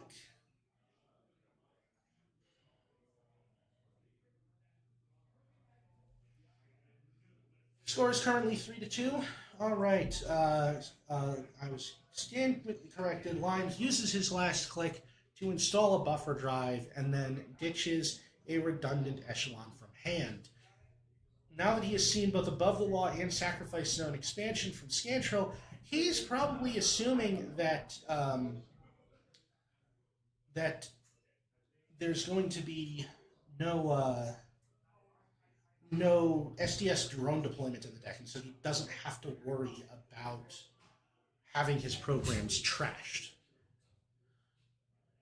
And he's discarding a Steelskin Scarring. All right. Scantrell is going to draw. A mandatory draw for turn. And what is this going to be? Seamless Launch Mioshu? Would be funny.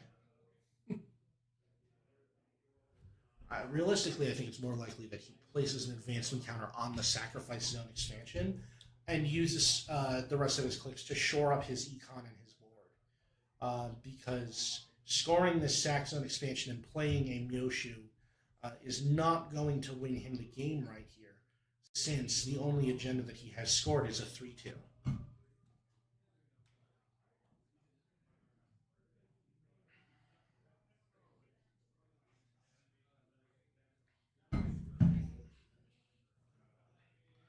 Scantrell checking his board as he tries to figure out how to play this turn.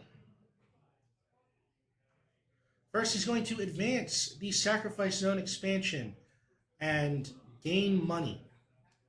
Specifically, he gains 3 credits from advancing the Sac Zone expansion itself, and another 2 from Built to Last whenever he advances a card. So that is going to net him 5 credits. Then we're going to see a Business as Usual played. Because of the threat level, it's going to purge all 3 virus counters from that fermenter and place advancement counters on the tree line, making it even more onerous to break through, and that Sacrifice Zone expansion. And then if Scantrell has another Seamless Launch, he can just score that outright and get to threat 4. I don't know if I'd expend the Seamless Launch here, but it's certainly something that you could do. And maybe he's looking to get more econ off of that Sacrifice Zone expansion. That's much more plausible, to be honest. So, instead, we are going to see him click for a credit. Limes is going to click for 2 credits himself and then play a Sure Gamble and draw and pass. So just taking a turn to set up and prepare, taking advantage of the fact that Scantrell is not particularly close to winning right now. I think most likely what's going to have to happen is that Limes is going to have to steal 2 more agendas in order to win, and Scantrell is either going to have to score 3 agendas or 2 agendas and a Mioshu. Now, I will say that with his absurd credit level, Mioshu being a 10-credit operation that you can only play when you've scored an agenda this turn, and giving you 2 additional victory points would be... it would put Scantrell in a much more commanding position. But instead, no, he scores the Sac Zone expansion and then plays and advances another one, using a Seamless Launch to finish off the expansion. And now Limes is drawing furiously with with steel skin scarring, finds a gachapon.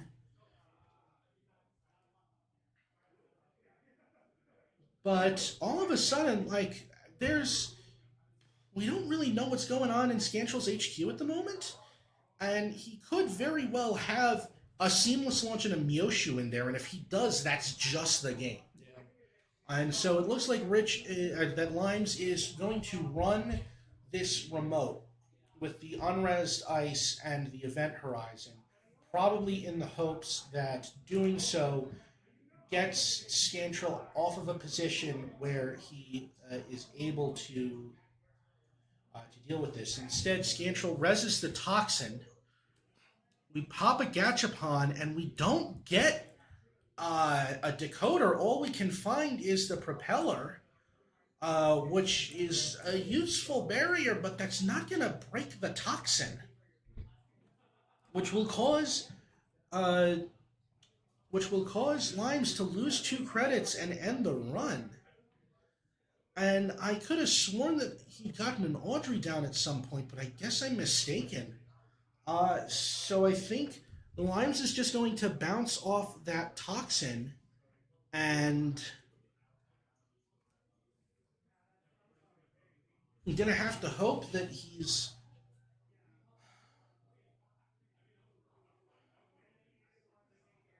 either that he's able to, get something off of the tree line in R&D or the Winchester on HQ, or alternatively, even maybe just hope that Scantrell doesn't have the win in hand. I don't know for a fact if Scantrell is on Myoshu, but I wouldn't be surprised.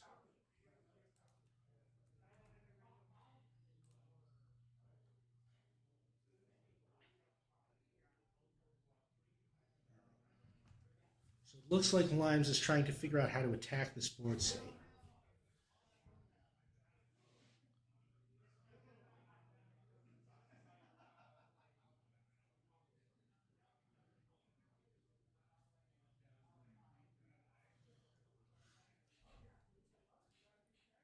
If he had installed the Audrey previously, I think he would have been able to get in. Or, wait, no, because he doesn't have the virus counter. What click is Limes on now? It's at least click 3, if not click 4. So he's installing the Audrey. Note that Keiko gives 2 MU, so he does not have more MU worth of programs installed than he's supposed to. And Scantrell draws his card here. Really, all he needs to do is just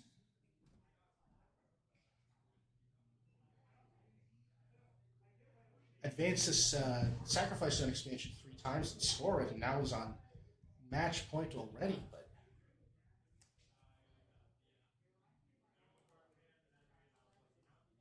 I think it's going to depend on what's in his hand right now. I think that if he was able to score, if he was able to advance Seamless Launch Myoshu at this point, he would have done that.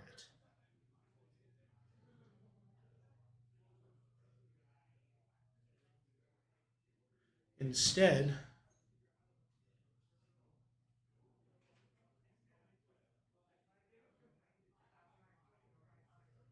we're going to see another piece of ice installed on R&D, indicating that Scantrell thinks that that's where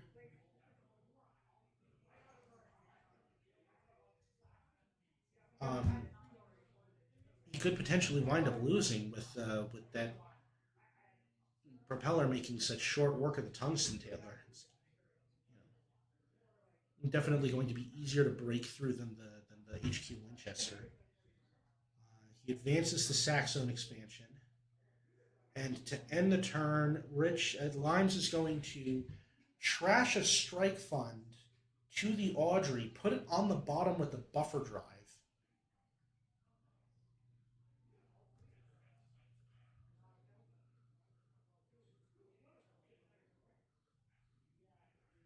Now Limes is having himself a bit of a think here. Twinning, pinhole threading, buzzsaw, and steelskin scarring in hand. Toxin proving itself extremely problematic here. Even if Limes had the ability to get that buzzsaw down, that with that tungsten tailor, the fact that the Toxin has 5 strength means it's still going to be a headache and a half to break through. You wouldn't call it toxic, would you? No, I don't think I would. Like, don't get me wrong, I'm a huge puns fan, and I 100% would call it that if I thought it was appropriate. But honestly, I don't think the card is like that problematic. I genuinely, it's like getting that back off of the Basalt Spire was so clutch for Scantrell.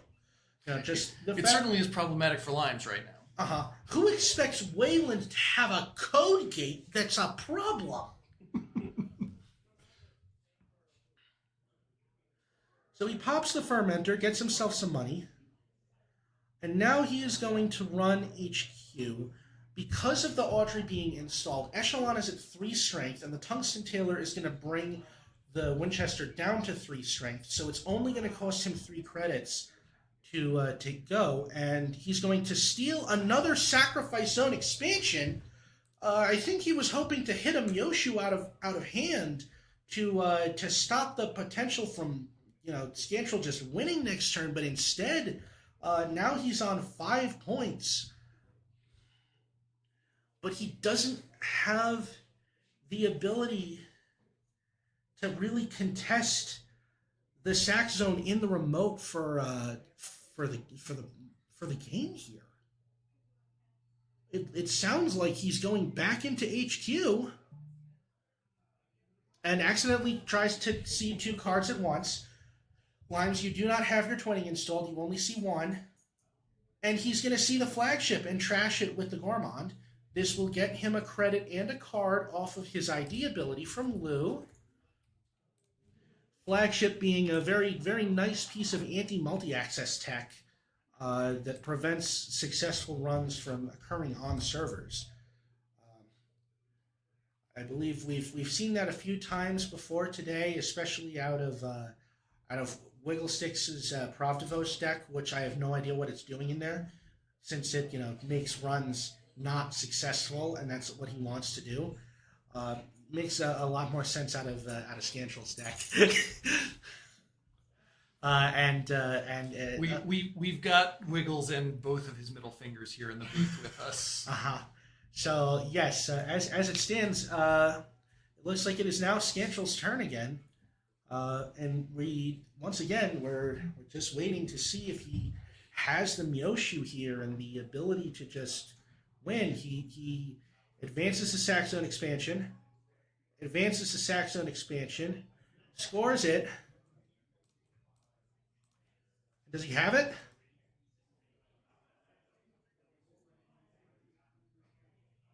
Doesn't look like it. But he's now on 6 points. And he's going to install something in the remote.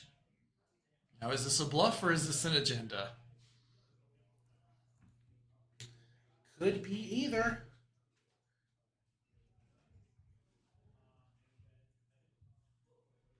He may just not have any other agendas at this point with the third sack zone getting sniped out of his hand last turn.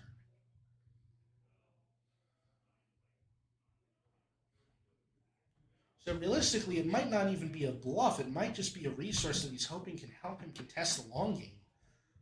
And, if Rich invests resources into trying to get rid of it, then, that honestly might be to Scantrell's favor as well. Because, once again, we're only seeing a single virus counter on that Audrey. So it's going to be able to get through the toxin at the cost of that virus counter and 2 cards from hand. But it does mean that Event Horizon is going to be able to stymie its ability to get in there again. More draws from Limes as he tries to come up with a plan to either get into that remote or find an agenda somewhere else.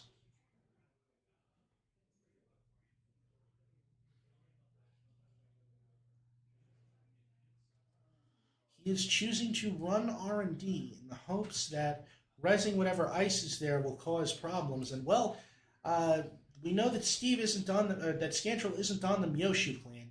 He is going to res a Pharos, the lighthouse at Alexandria, 7 to res, 5 strength, tags the runner and ends the run twice, and can be advanced and gets +5 strength while there are 3 or more hosted advancement counters. And it looks like he's going to use Audrey to break the tree line, and Limes is going to see a card off the top. It's not going to do it.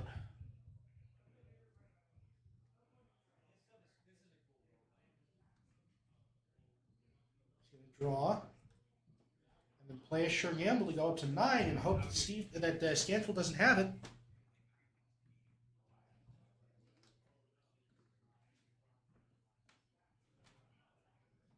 Looks like he's going into HQ with his last click, and there's another event horizon.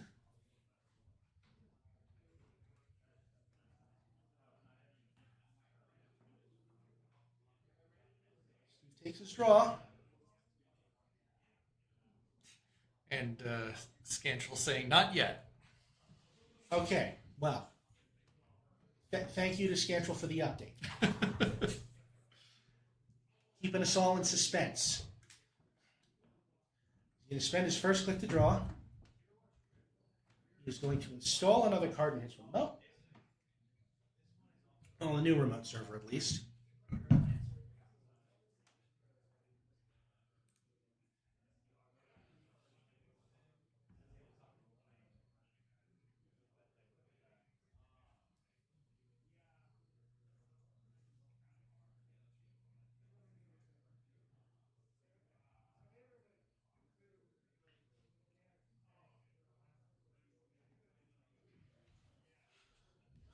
Advancing whatever card is in that remote.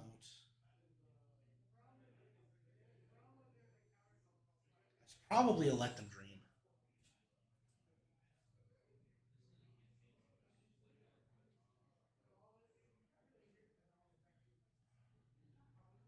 Limes is installing a second copy of Propeller, which is going to make it a little more plausible for him to get into R&D.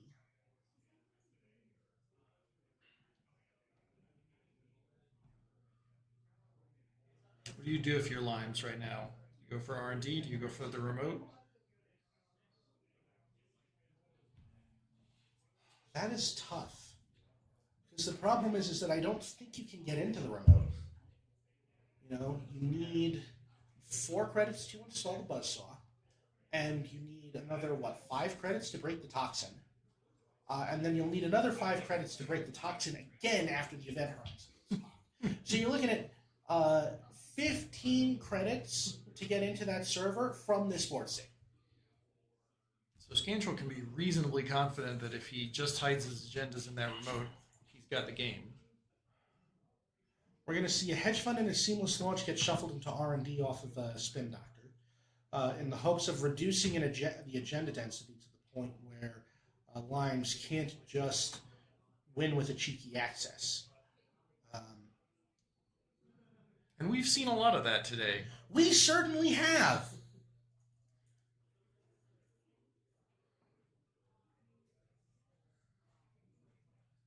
He's going to see 1 card, and it's going to stay.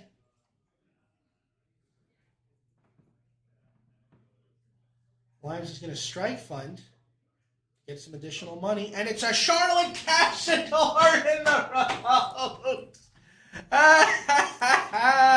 Scantrell is going to gain 4 credits and draw an additional card.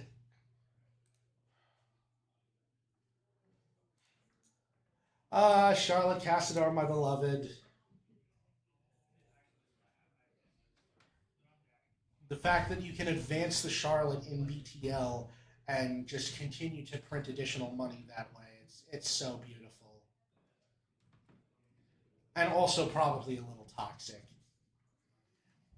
As someone who runs Charlotte Cassador in decks with La Costa Grid, where you're just getting the infinite money glitch each turn, but instead we're going to see Did Scantrell just triple advance that Pharos? No, he expended a tree line. He expended a tree line to put 3 advancement counters on the Pharos. I wonder where the agendas are. I mean, that's the question that Limes has got to be asking himself right now, right? Okay, now the extra ice over the remote, is Scantrell worried that Limes is going to pull that buzzsaw and be able to get through the toxin? Well, because the thing is that even if you have the buzzsaw, that's not going to be enough to get through the toxin, right? Buzzsaw is only strength 3, toxin is strength 5. The tungsten tailor is going to bring that down to a 4, but that's still going to be 5 credits to get through the toxin each time. And am I seeing 2 buzzsaws in Lime's hand right now? You might very well be. So Limes is just still trying to get set up here because he knows that Scantrell's not going to be winning this turn. And we've got maybe 4 minutes left in the round-ish. And Scantrell's ahead on points. It's game goes to whoever gets the next agenda unless Limes hits a Let Them Dream. And even then, but aside from that, Scantrell just has to hold. Honestly, I don't even know that I put the ice on the remote. I think I probably put it on R&D. Because that's probably where the agendas are. Well, no. Well, the Charlotte ticking down. Okay. There is now an agenda in that remote, probably. The Charlotte has been replaced in the remote by a face down card. And what this means, and it's going to be advanced twice. Scantrell has more money than the Catholic Church. And now Rich has got to think, how can he find one more 2-point agenda to pull this out? Because I think that if any agendas were in HQ, Scantrell would have jammed them before this. So they've all got to be in R&D. But that Pharos... Yeah, what's it cost Limes to get through to R&D right now? Trick question. He doesn't have the power counters on his propellers to get through. He doesn't have the virus counters on Audrey to break. He's gonna just... There's the Myoshu! Way too late. He's gonna hit it with the Gourmand just to make a point. Run back in. See an event horizon, and... We get the handshake. And that is going to be, at long last, a Corp has won a game on camera at the Denver Megacity. Scantrell with the Basalt Spire behind a log jam. Good Jiminy, that remote was impregnable. All right, well, folks, that is going to be our 5th round. We'll see you back here for round 6 in just a few minutes.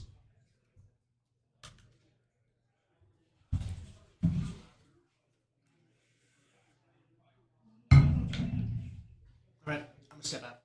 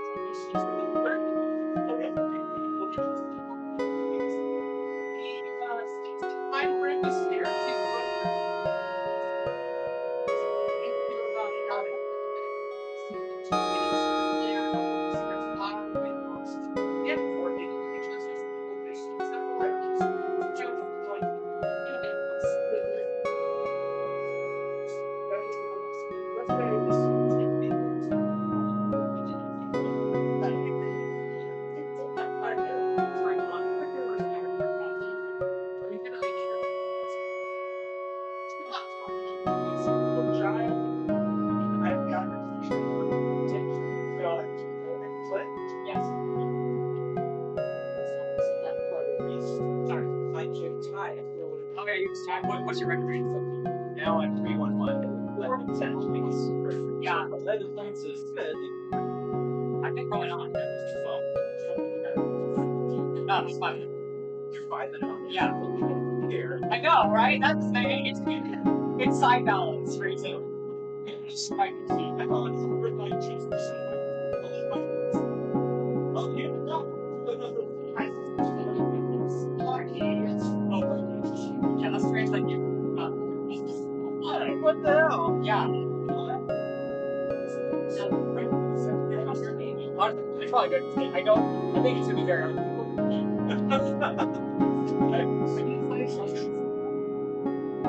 You're welcome. You're not. You're welcome.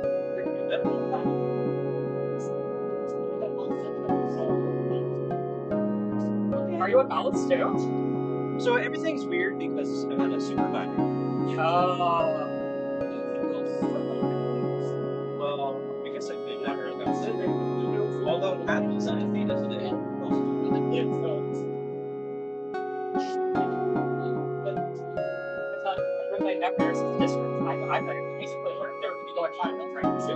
What are your picks today? Hard mag and yeah, Ryan, we're pretty sure the 11 should be good. 11? Yeah. Mathematically, yeah. There's only 4 people on 9 points, and each kills each of the girls just spots. If everyone else IDs doesn't do the people who's going to get played, we're not stopping. There's no people on 9. Stop! Please report to the feature mechanic! So 11 should be good because 2 people will get the 12. If you see the 11, it'll be like a 4. He's good to go. Yeah, he's good. I was going to stay around this so I can. So they don't know this man. They were also wrote. So they made a higher level thing. They've done 11, 12, and such. Did one person, I guess. Especially right now, too, because kept hearing it face. If you want, I'm not starting to rich. This is all it's going to take a second. Yeah, I mean, I can't do the math. It's better. I would hate to tell someone they're definitely in and then be wrong. So definitely, I try to like double triple check it. Do I look right? All this. Thank you both very much. Appreciate it.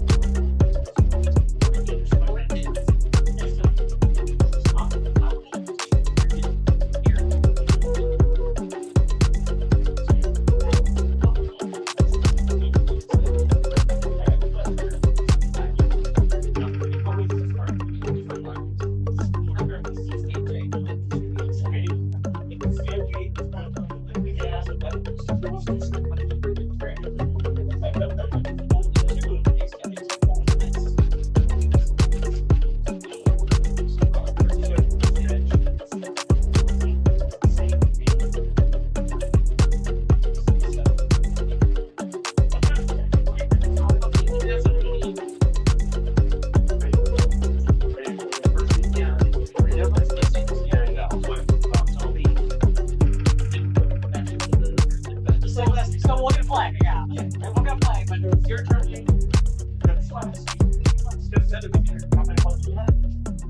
Wait a minute. Oh, we're straight 10 extra times. Oh, okay. That would be my immediate problem. Like, So yeah, we'll be thankfully safe. Essentially, we're going to 11 points. Did you get if I start the number? Great, you can beat the clock.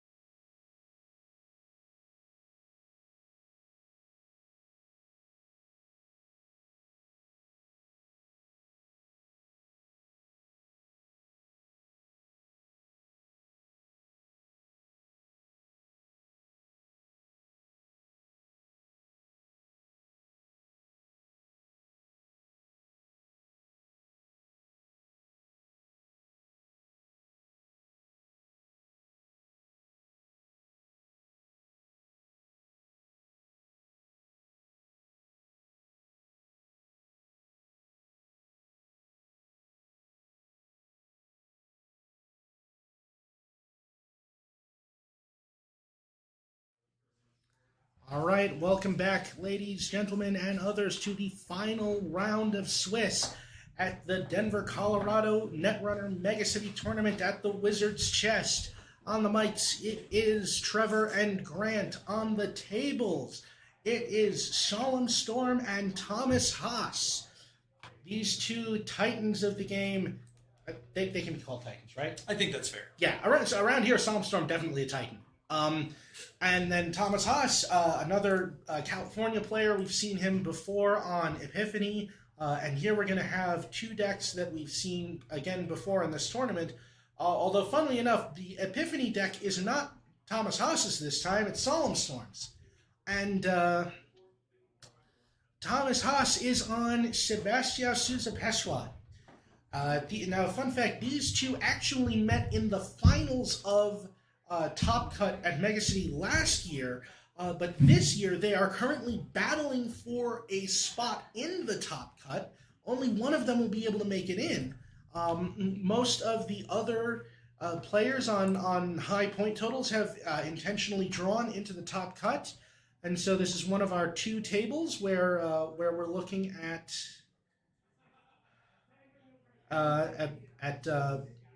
an actual game this round, and we are starting things off with Solemn shuffling 3 cards in their hand and installing them all as remote servers. The line of play you may recall Thomas Haas opening with in round 2. Thomas is going to start with a Steelskin Scarring, drawing 3 cards and having more options with which to contest this board state. Now, I would be concerned, like heavily concerned, for Solemn Storm if Thomas Haas was on Lou. Rene Lou Arsamont, who gets you whenever you trash a card, gets you a credit and a card. It's a much tougher sort of matchup for these asset spam decks to beat. Instead, we're looking at one that's probably also on the rougher side, but not nearly as lopsided. And now we see there's been a friend of a friend installed and popped, taking a tag and installing a Valentina. And then Thomas Haas is going to run a server and see an asset that I do not know what it is off the top of my head. And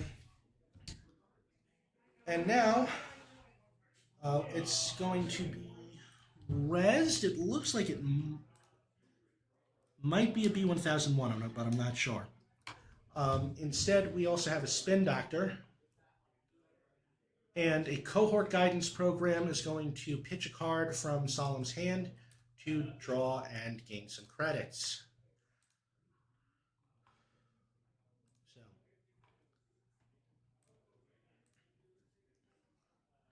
and once again, Solemn is going to be installing, and it looks like has discarded another card from HQ in order to end the turn after that Spin Doctor res. I'm guessing he took a credit as his last click. Not sure. My lack of knowledge of what that one particular alt to the left of the Spin Doctor is annoying me. By the way, the middle alt is a Spin Doctor. Thank you. I did need that to be pointed out. Really? This is like at least the third time we've seen the Spin Doctor alt on camera. I was goofing around. I have prosopagnosia specifically for Spin Doctor. Okay. This makes perfect sense. This is one of the coolest things about Netrunner is all of the alt arts that are now available. I see what happened. Solemn used the fact that Seb was tagged and trashed the Valentina at the cost of 2 credits and a card from his hand. And so now Thomas has been forced to clear the tag because he's realizing that Solemn, for one thing, has a cohort guidance program that is just going to keep feeding him credits that he can use to trash resources. So, okay, whatever that is, it's actually still supposed to be face down. My thinking is that it's a B1001, which is an asset that lets you remove a tag on when a run on another server is happening to end that run. Thomas Haas is going to go ahead and trash the cohort guidance program, which is going to trigger Epiphany Analytica. There's now a power counter there. Thomas is going to drop a Gourmand onto the table. That's going to let him trash something else for free.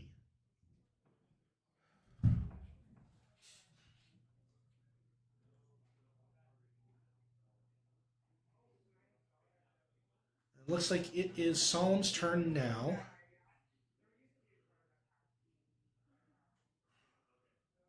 And he's going to res the balanced coverage. Another card that we have seen. And it looks like he's also spent his first click clicking the Epiphany and putting another card into play.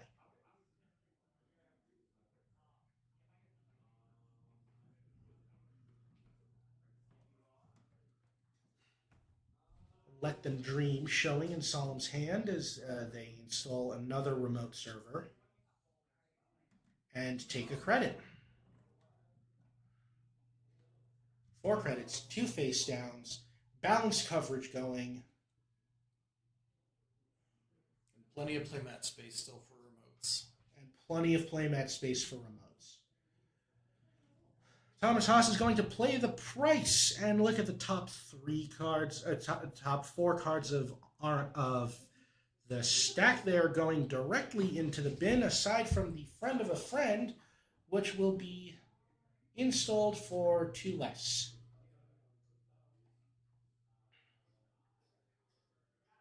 There is going to be a run made on what appears to be a Magistrate Revontulate. And it looks like Thomas Haas is just going to leave that there. Thomas Haas is going to gourmand the balanced coverage, drawing a card and giving Epiphany another counter.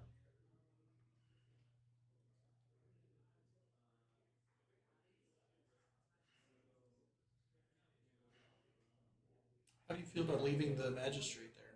I've seen that be a fairly important card in previous matchups, but it hasn't won any of the NBN players a game. That's certainly true. It's the sort of thing that, like, it could wind up being impactful in the long run. I guess that as it stood, the 4 credit trash cost was too high. I think that if you were going to trash the balanced coverage anyway, I would have gourmanded the Magistrate and then trashed the balanced coverage, but I'm not the most Anarch Pilled player in this metagame. I'm probably the most Anarch Pilled player in this room, but only barely. All right, so there's some reorganization going on here as Solemn Storm generates more table space for remote servers and clicks Epiphany. We had a fresh cohort guidance program res there a little bit ago. As well, so between that, we're going to have an additional source of credits and cards, and so likely what could happen is, and there's still a counter on that Epiphany, I think I see a transfer of wealth in Thomas Haas's hand, which, considering that this Epiphany doesn't have any ice on HQ, would be pretty good here. He ostensibly steal 3 credits, gain 6, take a tag, install a resource from Grip. The problem is that between the B1001, the Magistrate Revontulate, and whatever those 2 other assets are, Solemn doesn't need to really respond to the transfer of wealth. He could just res all their assets. And then, if that gets their credit total low enough, the transfer does nothing. Or, like, gains 2 credits. Friend of a Friend is going to be popped for 9 credits and a tag, I think.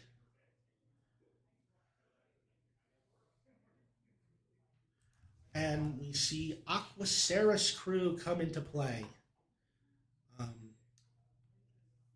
Seb is floating a tag, floating 1 tag, putting a power counter on Amanuensis. So friend of a friend. Click, gain 5 credits and remove a tag, gain 9 credit, or click, gain 9 credits and take 1 tag. Use this ability only if you are not tagged. Both of those also requiring friend of a friend be trashed. Spin Doctor is going to go for a spin. That doesn't make any sense, but Solemn is going to shuffle 2 cards from their archives back into R&D. Which, considering the hard work that Thomas Haas has been doing contesting his board, kind of makes sense. Now, what card is that Solemn just raised? That would be a Spin Doctor, which will draw him 2 cards, and he may remove the Spin Doctor from the game in order to shuffle up to 2 cards from archives back into R&D.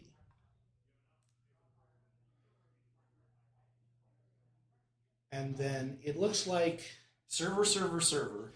Yes, we are just going to see a random 3 remote servers created as we continue to go as wide as possible. We now have 2 stacks of 4 remote servers each. Power counter has been removed from Amanuensis to draw a card, ostensibly. Not the necessarily the console of choice for all Seb decks, but he removed the tag and removed the power counter to draw 2 cards. And now we're going to see this transfer of wealth happen. And See how much wealth is in fact actually transferred. All right, so we see a powers. I think that's a powers that be being rezzed. If I'm somehow able to tell that through the glare, Magistrate Revanchulet and 2 Vladisibirsk City grids are rezzed. Solemn goes down to 0 credits.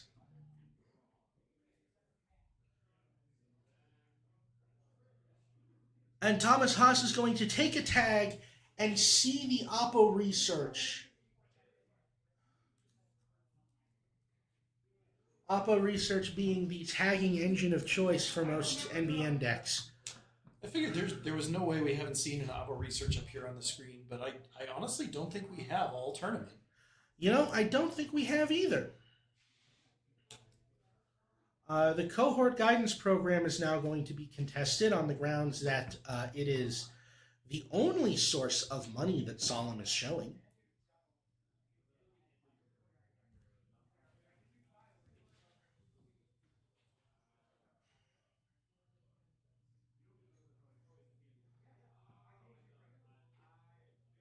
So Thomas is going to draw. I believe we're on 6 credits. Is that a pinhole threading into the bin? I think so. Solemn is going to spend his turn clicking for 3 credits. It's a neural shock sealskin scarring, I believe. Nice alt art by one of our local artists. And currently on sale for $5 a playset in the coverage room. If you are watching this stream from nearby and would like to come pick one up. If you're not watching this stream from nearby, I don't know what to say. Besides, hi, and thank you for joining us today. We greatly appreciate it. If you're playing in the tournament, please ignore anything we say about the contents of decks. And that is going to be a Hannah run on another face-down remote, which it is revealed to be a 3rd Vladisibirsk City grid. Good Lord. And then what is that program right there? Because it's clearly a program. I think it's a fermenter. And another friend of a friend comes down. Alt art's one of the coolest things about this game, but the bane of Netrunner streamers in paper. This is true. We see Solemn click the Epiphany Analytica here, looking at the top 3 cards of R&D, trying to find one to install face down. We have now created a 3rd row of remote servers. There is going to be a piece of ice placed on archives. And Solemn Storm is going to take a click. Fascinating. Because the spin, okay. I can kind of see the logic for it. Because it does make Arawayase Peshwa worse. But instead we're going to see a leech.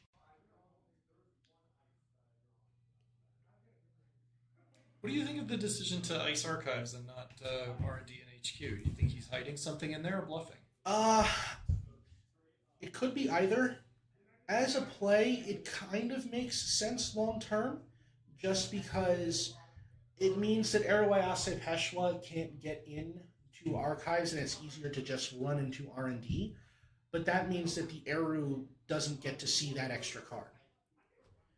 Now, we are admittedly in a situation where Manuel Latesh Demora is out. And so if at any point in time Thomas Haas runs HQ or R&D, he will be seeing extra cards while tagged. And it certainly looks like now that Solemn has been so low on money for so long, that is in fact going to be the case. All right, and now we're going to see a wage workers get rezzed. Solemn is going to click for 3 credits, and then it looks like spend 2 of them, and a card from hand to trash Hannah. Fascinating, but also incredibly wise. That Hannah was going to enable Thomas Haas to pressure those remotes at the cost of 0 clicks. So if there is, in fact, anything that he wishes to contest, it becomes a lot easier to do that, especially since the one deterrent from that is if the run is unsuccessful, Hannah gives you a tag. But because none of the remotes are being iced, no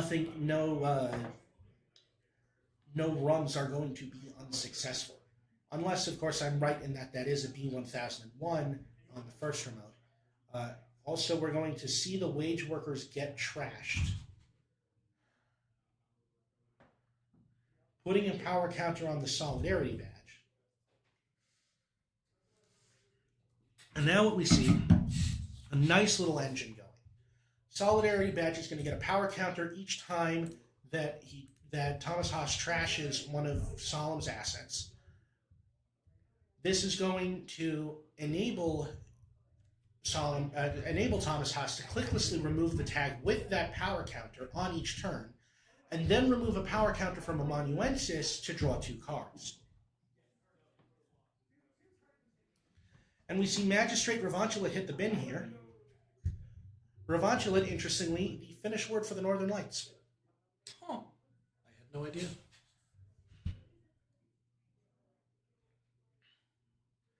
And so what we see here is there's a lot of stuff on Solemn's side of the board, but not a whole lot going on. You know, of those 6 remote servers, one of them is the 3rd Vladisibirsk City Grid, a card you want one of all the time, but that you do not want to draw in multiples, and I'm pretty sure a B1001. And so here, once again, we are going to see the Solidarity badge is going to remove the tag that Sebastian was floating, removing a power counter from Amanuensis to draw 2 cards, just after Solemn has taken his turn, installing 2 remote servers and clicking for a credit. So really, we're not seeing a whole lot of progress here for Solemn. Low credits on both sides. I think that's 3 on the runner side and 4 on Solemn side. No, those are clicks. Oh, no credits at all then.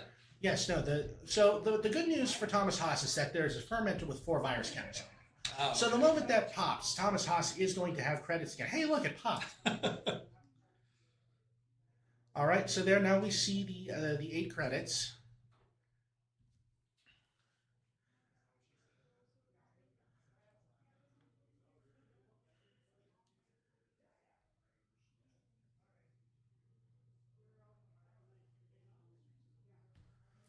I bet he's trying to play around Solemn being on some variety of kill epiphany list. We've seen 2 cohort guidance programs, and there's probably going to be a 3rd, though, and a wage workers. And we know for a fact that Solemn has a Let Them Dream in their hands. So I would be surprised if there was enough influence to spend on a kill card. But look, this is the Denver metagame. The Denver metagame is known for 3 things. Sorry. We're not doing a full Monty Python sketch here. Kill decks, meme decks, and meme kill decks. All right, and so we're going to see the price get used once again. Thomas Haas is going to put Hannah Wheels Palintra into play, one of my favorite cards out of that entire block, because it's really good for pressuring assets, and that is going to be an Audrey. Now, the really obnoxious thing is that the Audrey is not going to have as many opportunities to trash cards, to spend its virus counters in this matchup as you would expect. You will note that Solemn has gone through about 75 cards in their 49-card deck and has only found a single piece of ice so far. Not a whole lot of ice breaking that Audrey is going to be doing. Instead, we're going to see something get run. The Spin Doctor, I believe, was just run and sent to the Shadow Realm in order to give Solemn 2 of his cards back. I think we saw federal funding on one of those remotes that Thomas Haas ran. Federal fundraising is there, so that's going to potentially bring some additional credits back. And Solemn Storm is just aggressively popping these Spin Doctors, getting back 2 cohort guidance programs so that they can continue to try to use those to get money. Both players on 4 credits now. Fascinatingly, Thomas Haas taking zero opportunity to try to steal agendas. Yeah, we're more than halfway through this match and still at 0-0. Uh-huh. And between the board and, well, no, there have been discards. There is a very reasonable chance that Let Them Dream that I saw in Solemn's hand like eons ago is not even there anymore.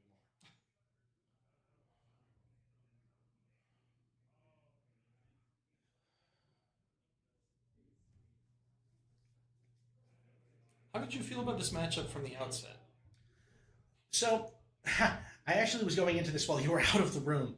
I wasn't sure. It's better for Solemn than if Thomas Haas was on Lou. We've seen a lot of NBN decks fall to runners today. But I will say, we now have the first agenda of the game scored. We see an install, a business as usual, and an advancement of a Vladislavsky City grid that the agenda was installed on. Two advancement counters moved to that agenda. It is a tomorrow's headline, and now Thomas Haas has another tag that he wasn't expecting to get. But it does mean that Solemn has taken the lead and gone to 2 points with about 16 minutes left in the round. As a reminder, both of these players are playing for the top cut. 4 credits to 3, 2 points to 0, 3 Vladislavsky City grids to 0 trashed. And Thomas Haas appears to be settling in for a bit of a think here. There also does, in fact, appear to be a piece of ice on HQ now, which I was not expecting, but the powers that be have decreed that HQ shall now be ice. My assumption is that the piece of ice was discarded to the cohort guidance program earlier in the day, earlier in the match, and now that an agenda has been scored, the powers that be have resurrected it on HQ. It may also have just been installed from HQ. The powers that be can do that. So, number of options.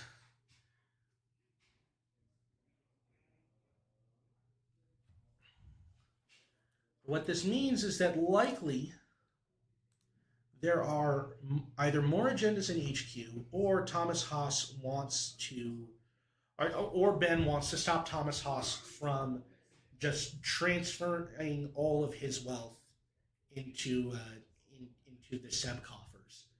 I mean, as it stands, if that were to happen, Solemn could easily just res the third Vladislavsky City grid and go back down to 0 credits, like he did the first time that Thomas Haas threw down a transfer. However, that definitely doesn't feel great. No, it definitely did put them into a hole for a while there. Not, and it has been a rough climb to get back out of it, just because Thomas Haas has been so aggressively shutting down the econ. And so now we are just down to 5 remote servers after the possible B1001 has been trashed. A federal fundraising, a powers that be, and as I will remind you, 3 Vladislavsky City grid. 3. There are 3 Vladislavsky City grids that have been put onto this table. And, don't get me wrong, Vlad grid, great card. Love Vlad grid. But, what? And Solemn is going to res the ice on HQ and reveal that it is a ping. And now, another tag is going to be given to the Sepmeister. A card is going to be discarded. I suspect it's a strike fund to enable Audrey to match the 1 strength of the ping. And a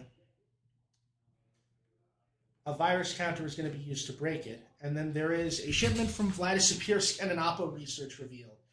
Shipment from Vladislavsky only can be used when there are when the runner has 2 or more tags, but it does put some advancement counters onto installed cards you can advance. Now, unfortunately, Thomas Haas has elected to clear a tag here, which means that he is not going to. He's not going to get that shipment from Vladislavsky. No, the shipment is going to be delayed. Even though Vladislavsky is very present in this match. Yes. And the best part is that there's a non-zero chance that if that the shipment from Vladislavsky would be going to Vladislavsky.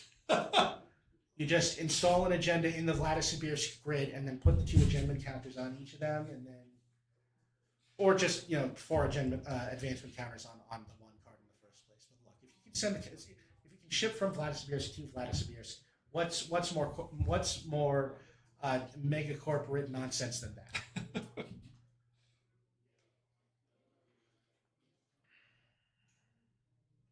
We're gonna run a remote. If I had to guess, I'd say the federal fundraising. And the Aquaceros crew is going to be used to destroy the ping.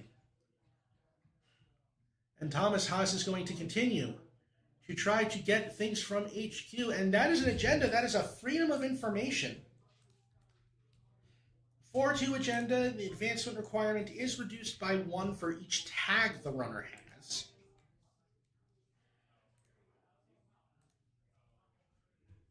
So if you ever get the runner up to 2 tags, you can just install advance, and score. However, since Thomas Haas has been careful not to let himself have more than 1 tag going into Solemn's turn, that hasn't... There goes the federal fundraising. Yep. And the fermenter comes down. I think there was a Hannah that got popped somewhere in there in order to facilitate what feels like a 10-minute turn. Sitting here at about 10-ish minutes left in the match.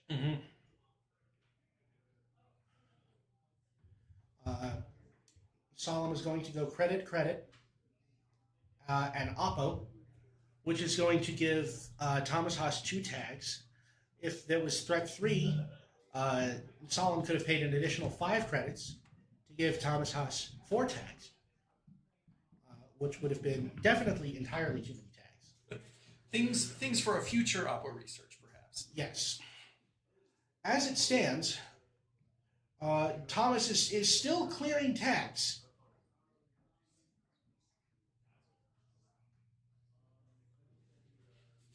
Has gone down to 2, thanks to Solidarity Badge and as such should have drawn 2 cards with Amanuensis.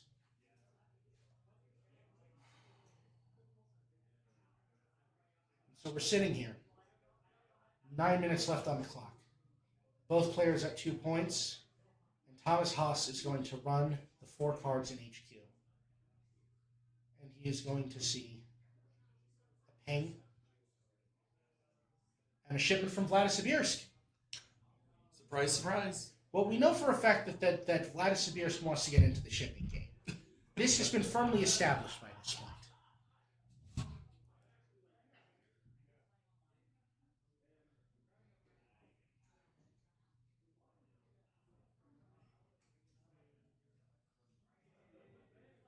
Thomas Haas is going to run R&D and see 2 cards, and neither of them is useful.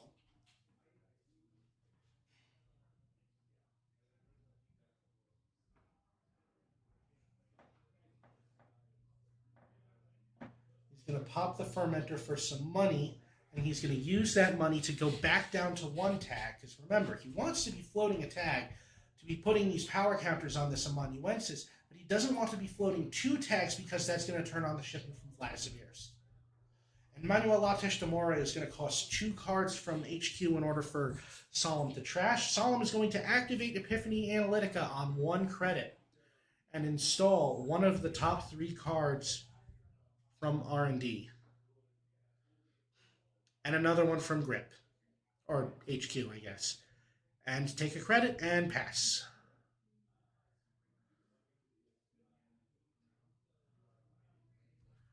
So we are now back to Thomas Haas. He's going to install a Gourmand, and he's going to run one of the remotes. And it is a cohort guidance program. And Thomas Haas is going to go down to 0 credits to trash the cohort guidance program again. Is that a regolith? That's a regolith. The regolith is going to get trashed with the Gourmand. Solidarity Badge is going to get 2 power counters, or a power counter, because if it's only the first time it gets trashed each turn.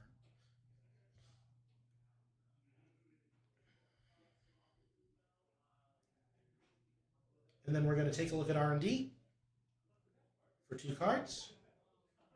See nothing of value. Solemn is going to draw.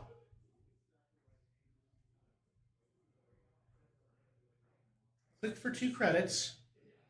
And the trash. With the tag. Manuel Latesh de Mora is gone.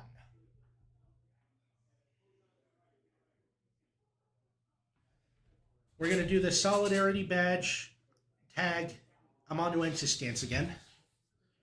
Thomas Haas is going to draw 2 more cards. Stack looking extremely slim there. I wish I was as slim as that stack.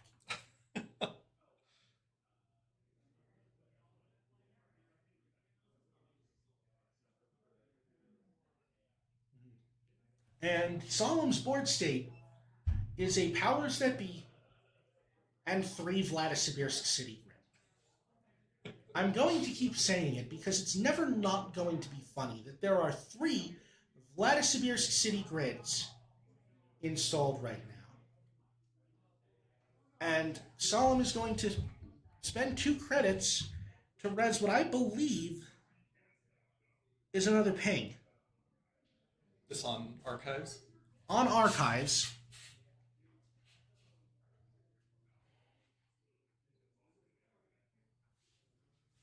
And the privileged access that is instituting this Archives run is going to allow Thomas Haas to install a resource from the heap. Now, because we are only on threat 2, we are not going to be able to get a program back. The resource that is installed appears to be Friend of a Friend, or with Arrow Ayase Peshwa coming in from Seb's IAD ability off the taking of the tag.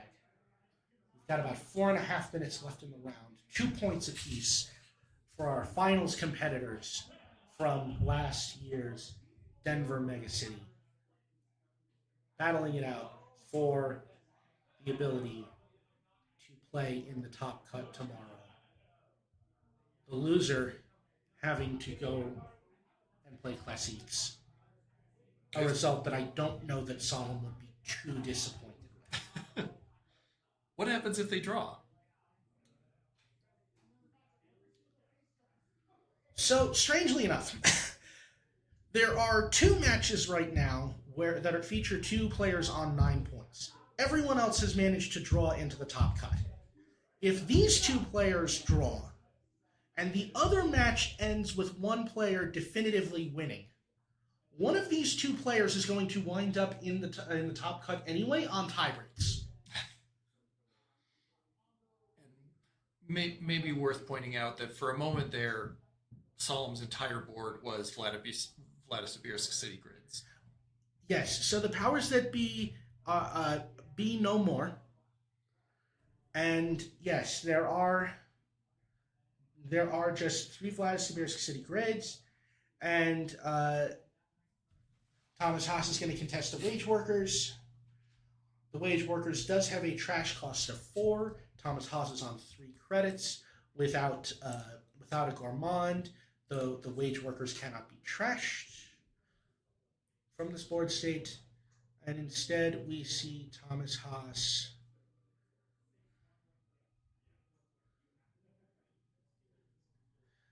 plays a transfer of wealth and takes the last 2 of Solemn's credits. Solemn's board, once again, nothing. I guess somehow that Wage Workers got trashed. And for yet another glorious moment, Solemn's board state was, once again, nothing but Vladimir's City Bricks. We have now installed a card in remote server 327. We continue to do the tag dance game with removing one tag, and we're going to run into Magistrate Revangelate, who is also going to be trashed. And it's just a continuous cycle of taking tags, removing tags. And I think less than 2 minutes left in the match now. Uh-huh. And we're going to see one card from HQ. It is a Doom Scroll.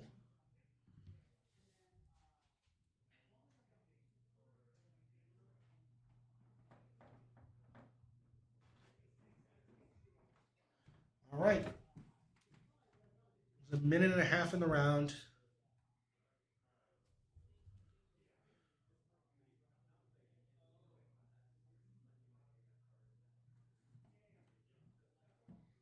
Digging in R&D. Mm-hmm. And we see nothing there.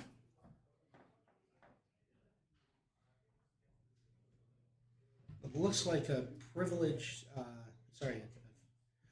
Oh, and there is a Let Them Dream off the top. Thomas Haas pulls ahead with 3 points.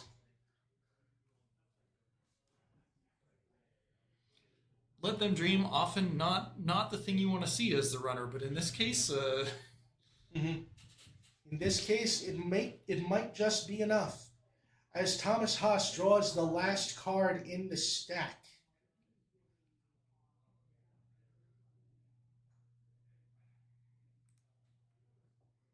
We should be hearing match time called any minute now. Mm-hmm.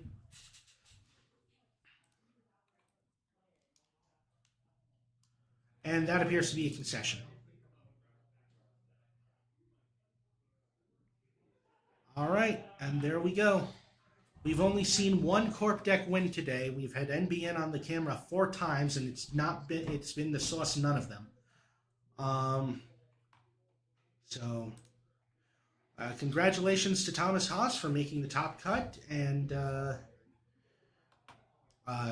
Solemn, have fun running the Classiques event tomorrow. And so this will have been our last round today. We'll be back again tomorrow, right around 11 a.m. Mountain Time. We will once again be streaming, but this time the top cut of our Megacity. We are cutting to the top 8 players in the tournament for the single elimination rounds, and we look forward to seeing a lot of sweet games in Netrunner tomorrow as well. But in the meantime, thank you for joining us today here at the Wizard's Chest for the Denver, Colorado Netrunner Megacity. This is Trevor and Grant signing off.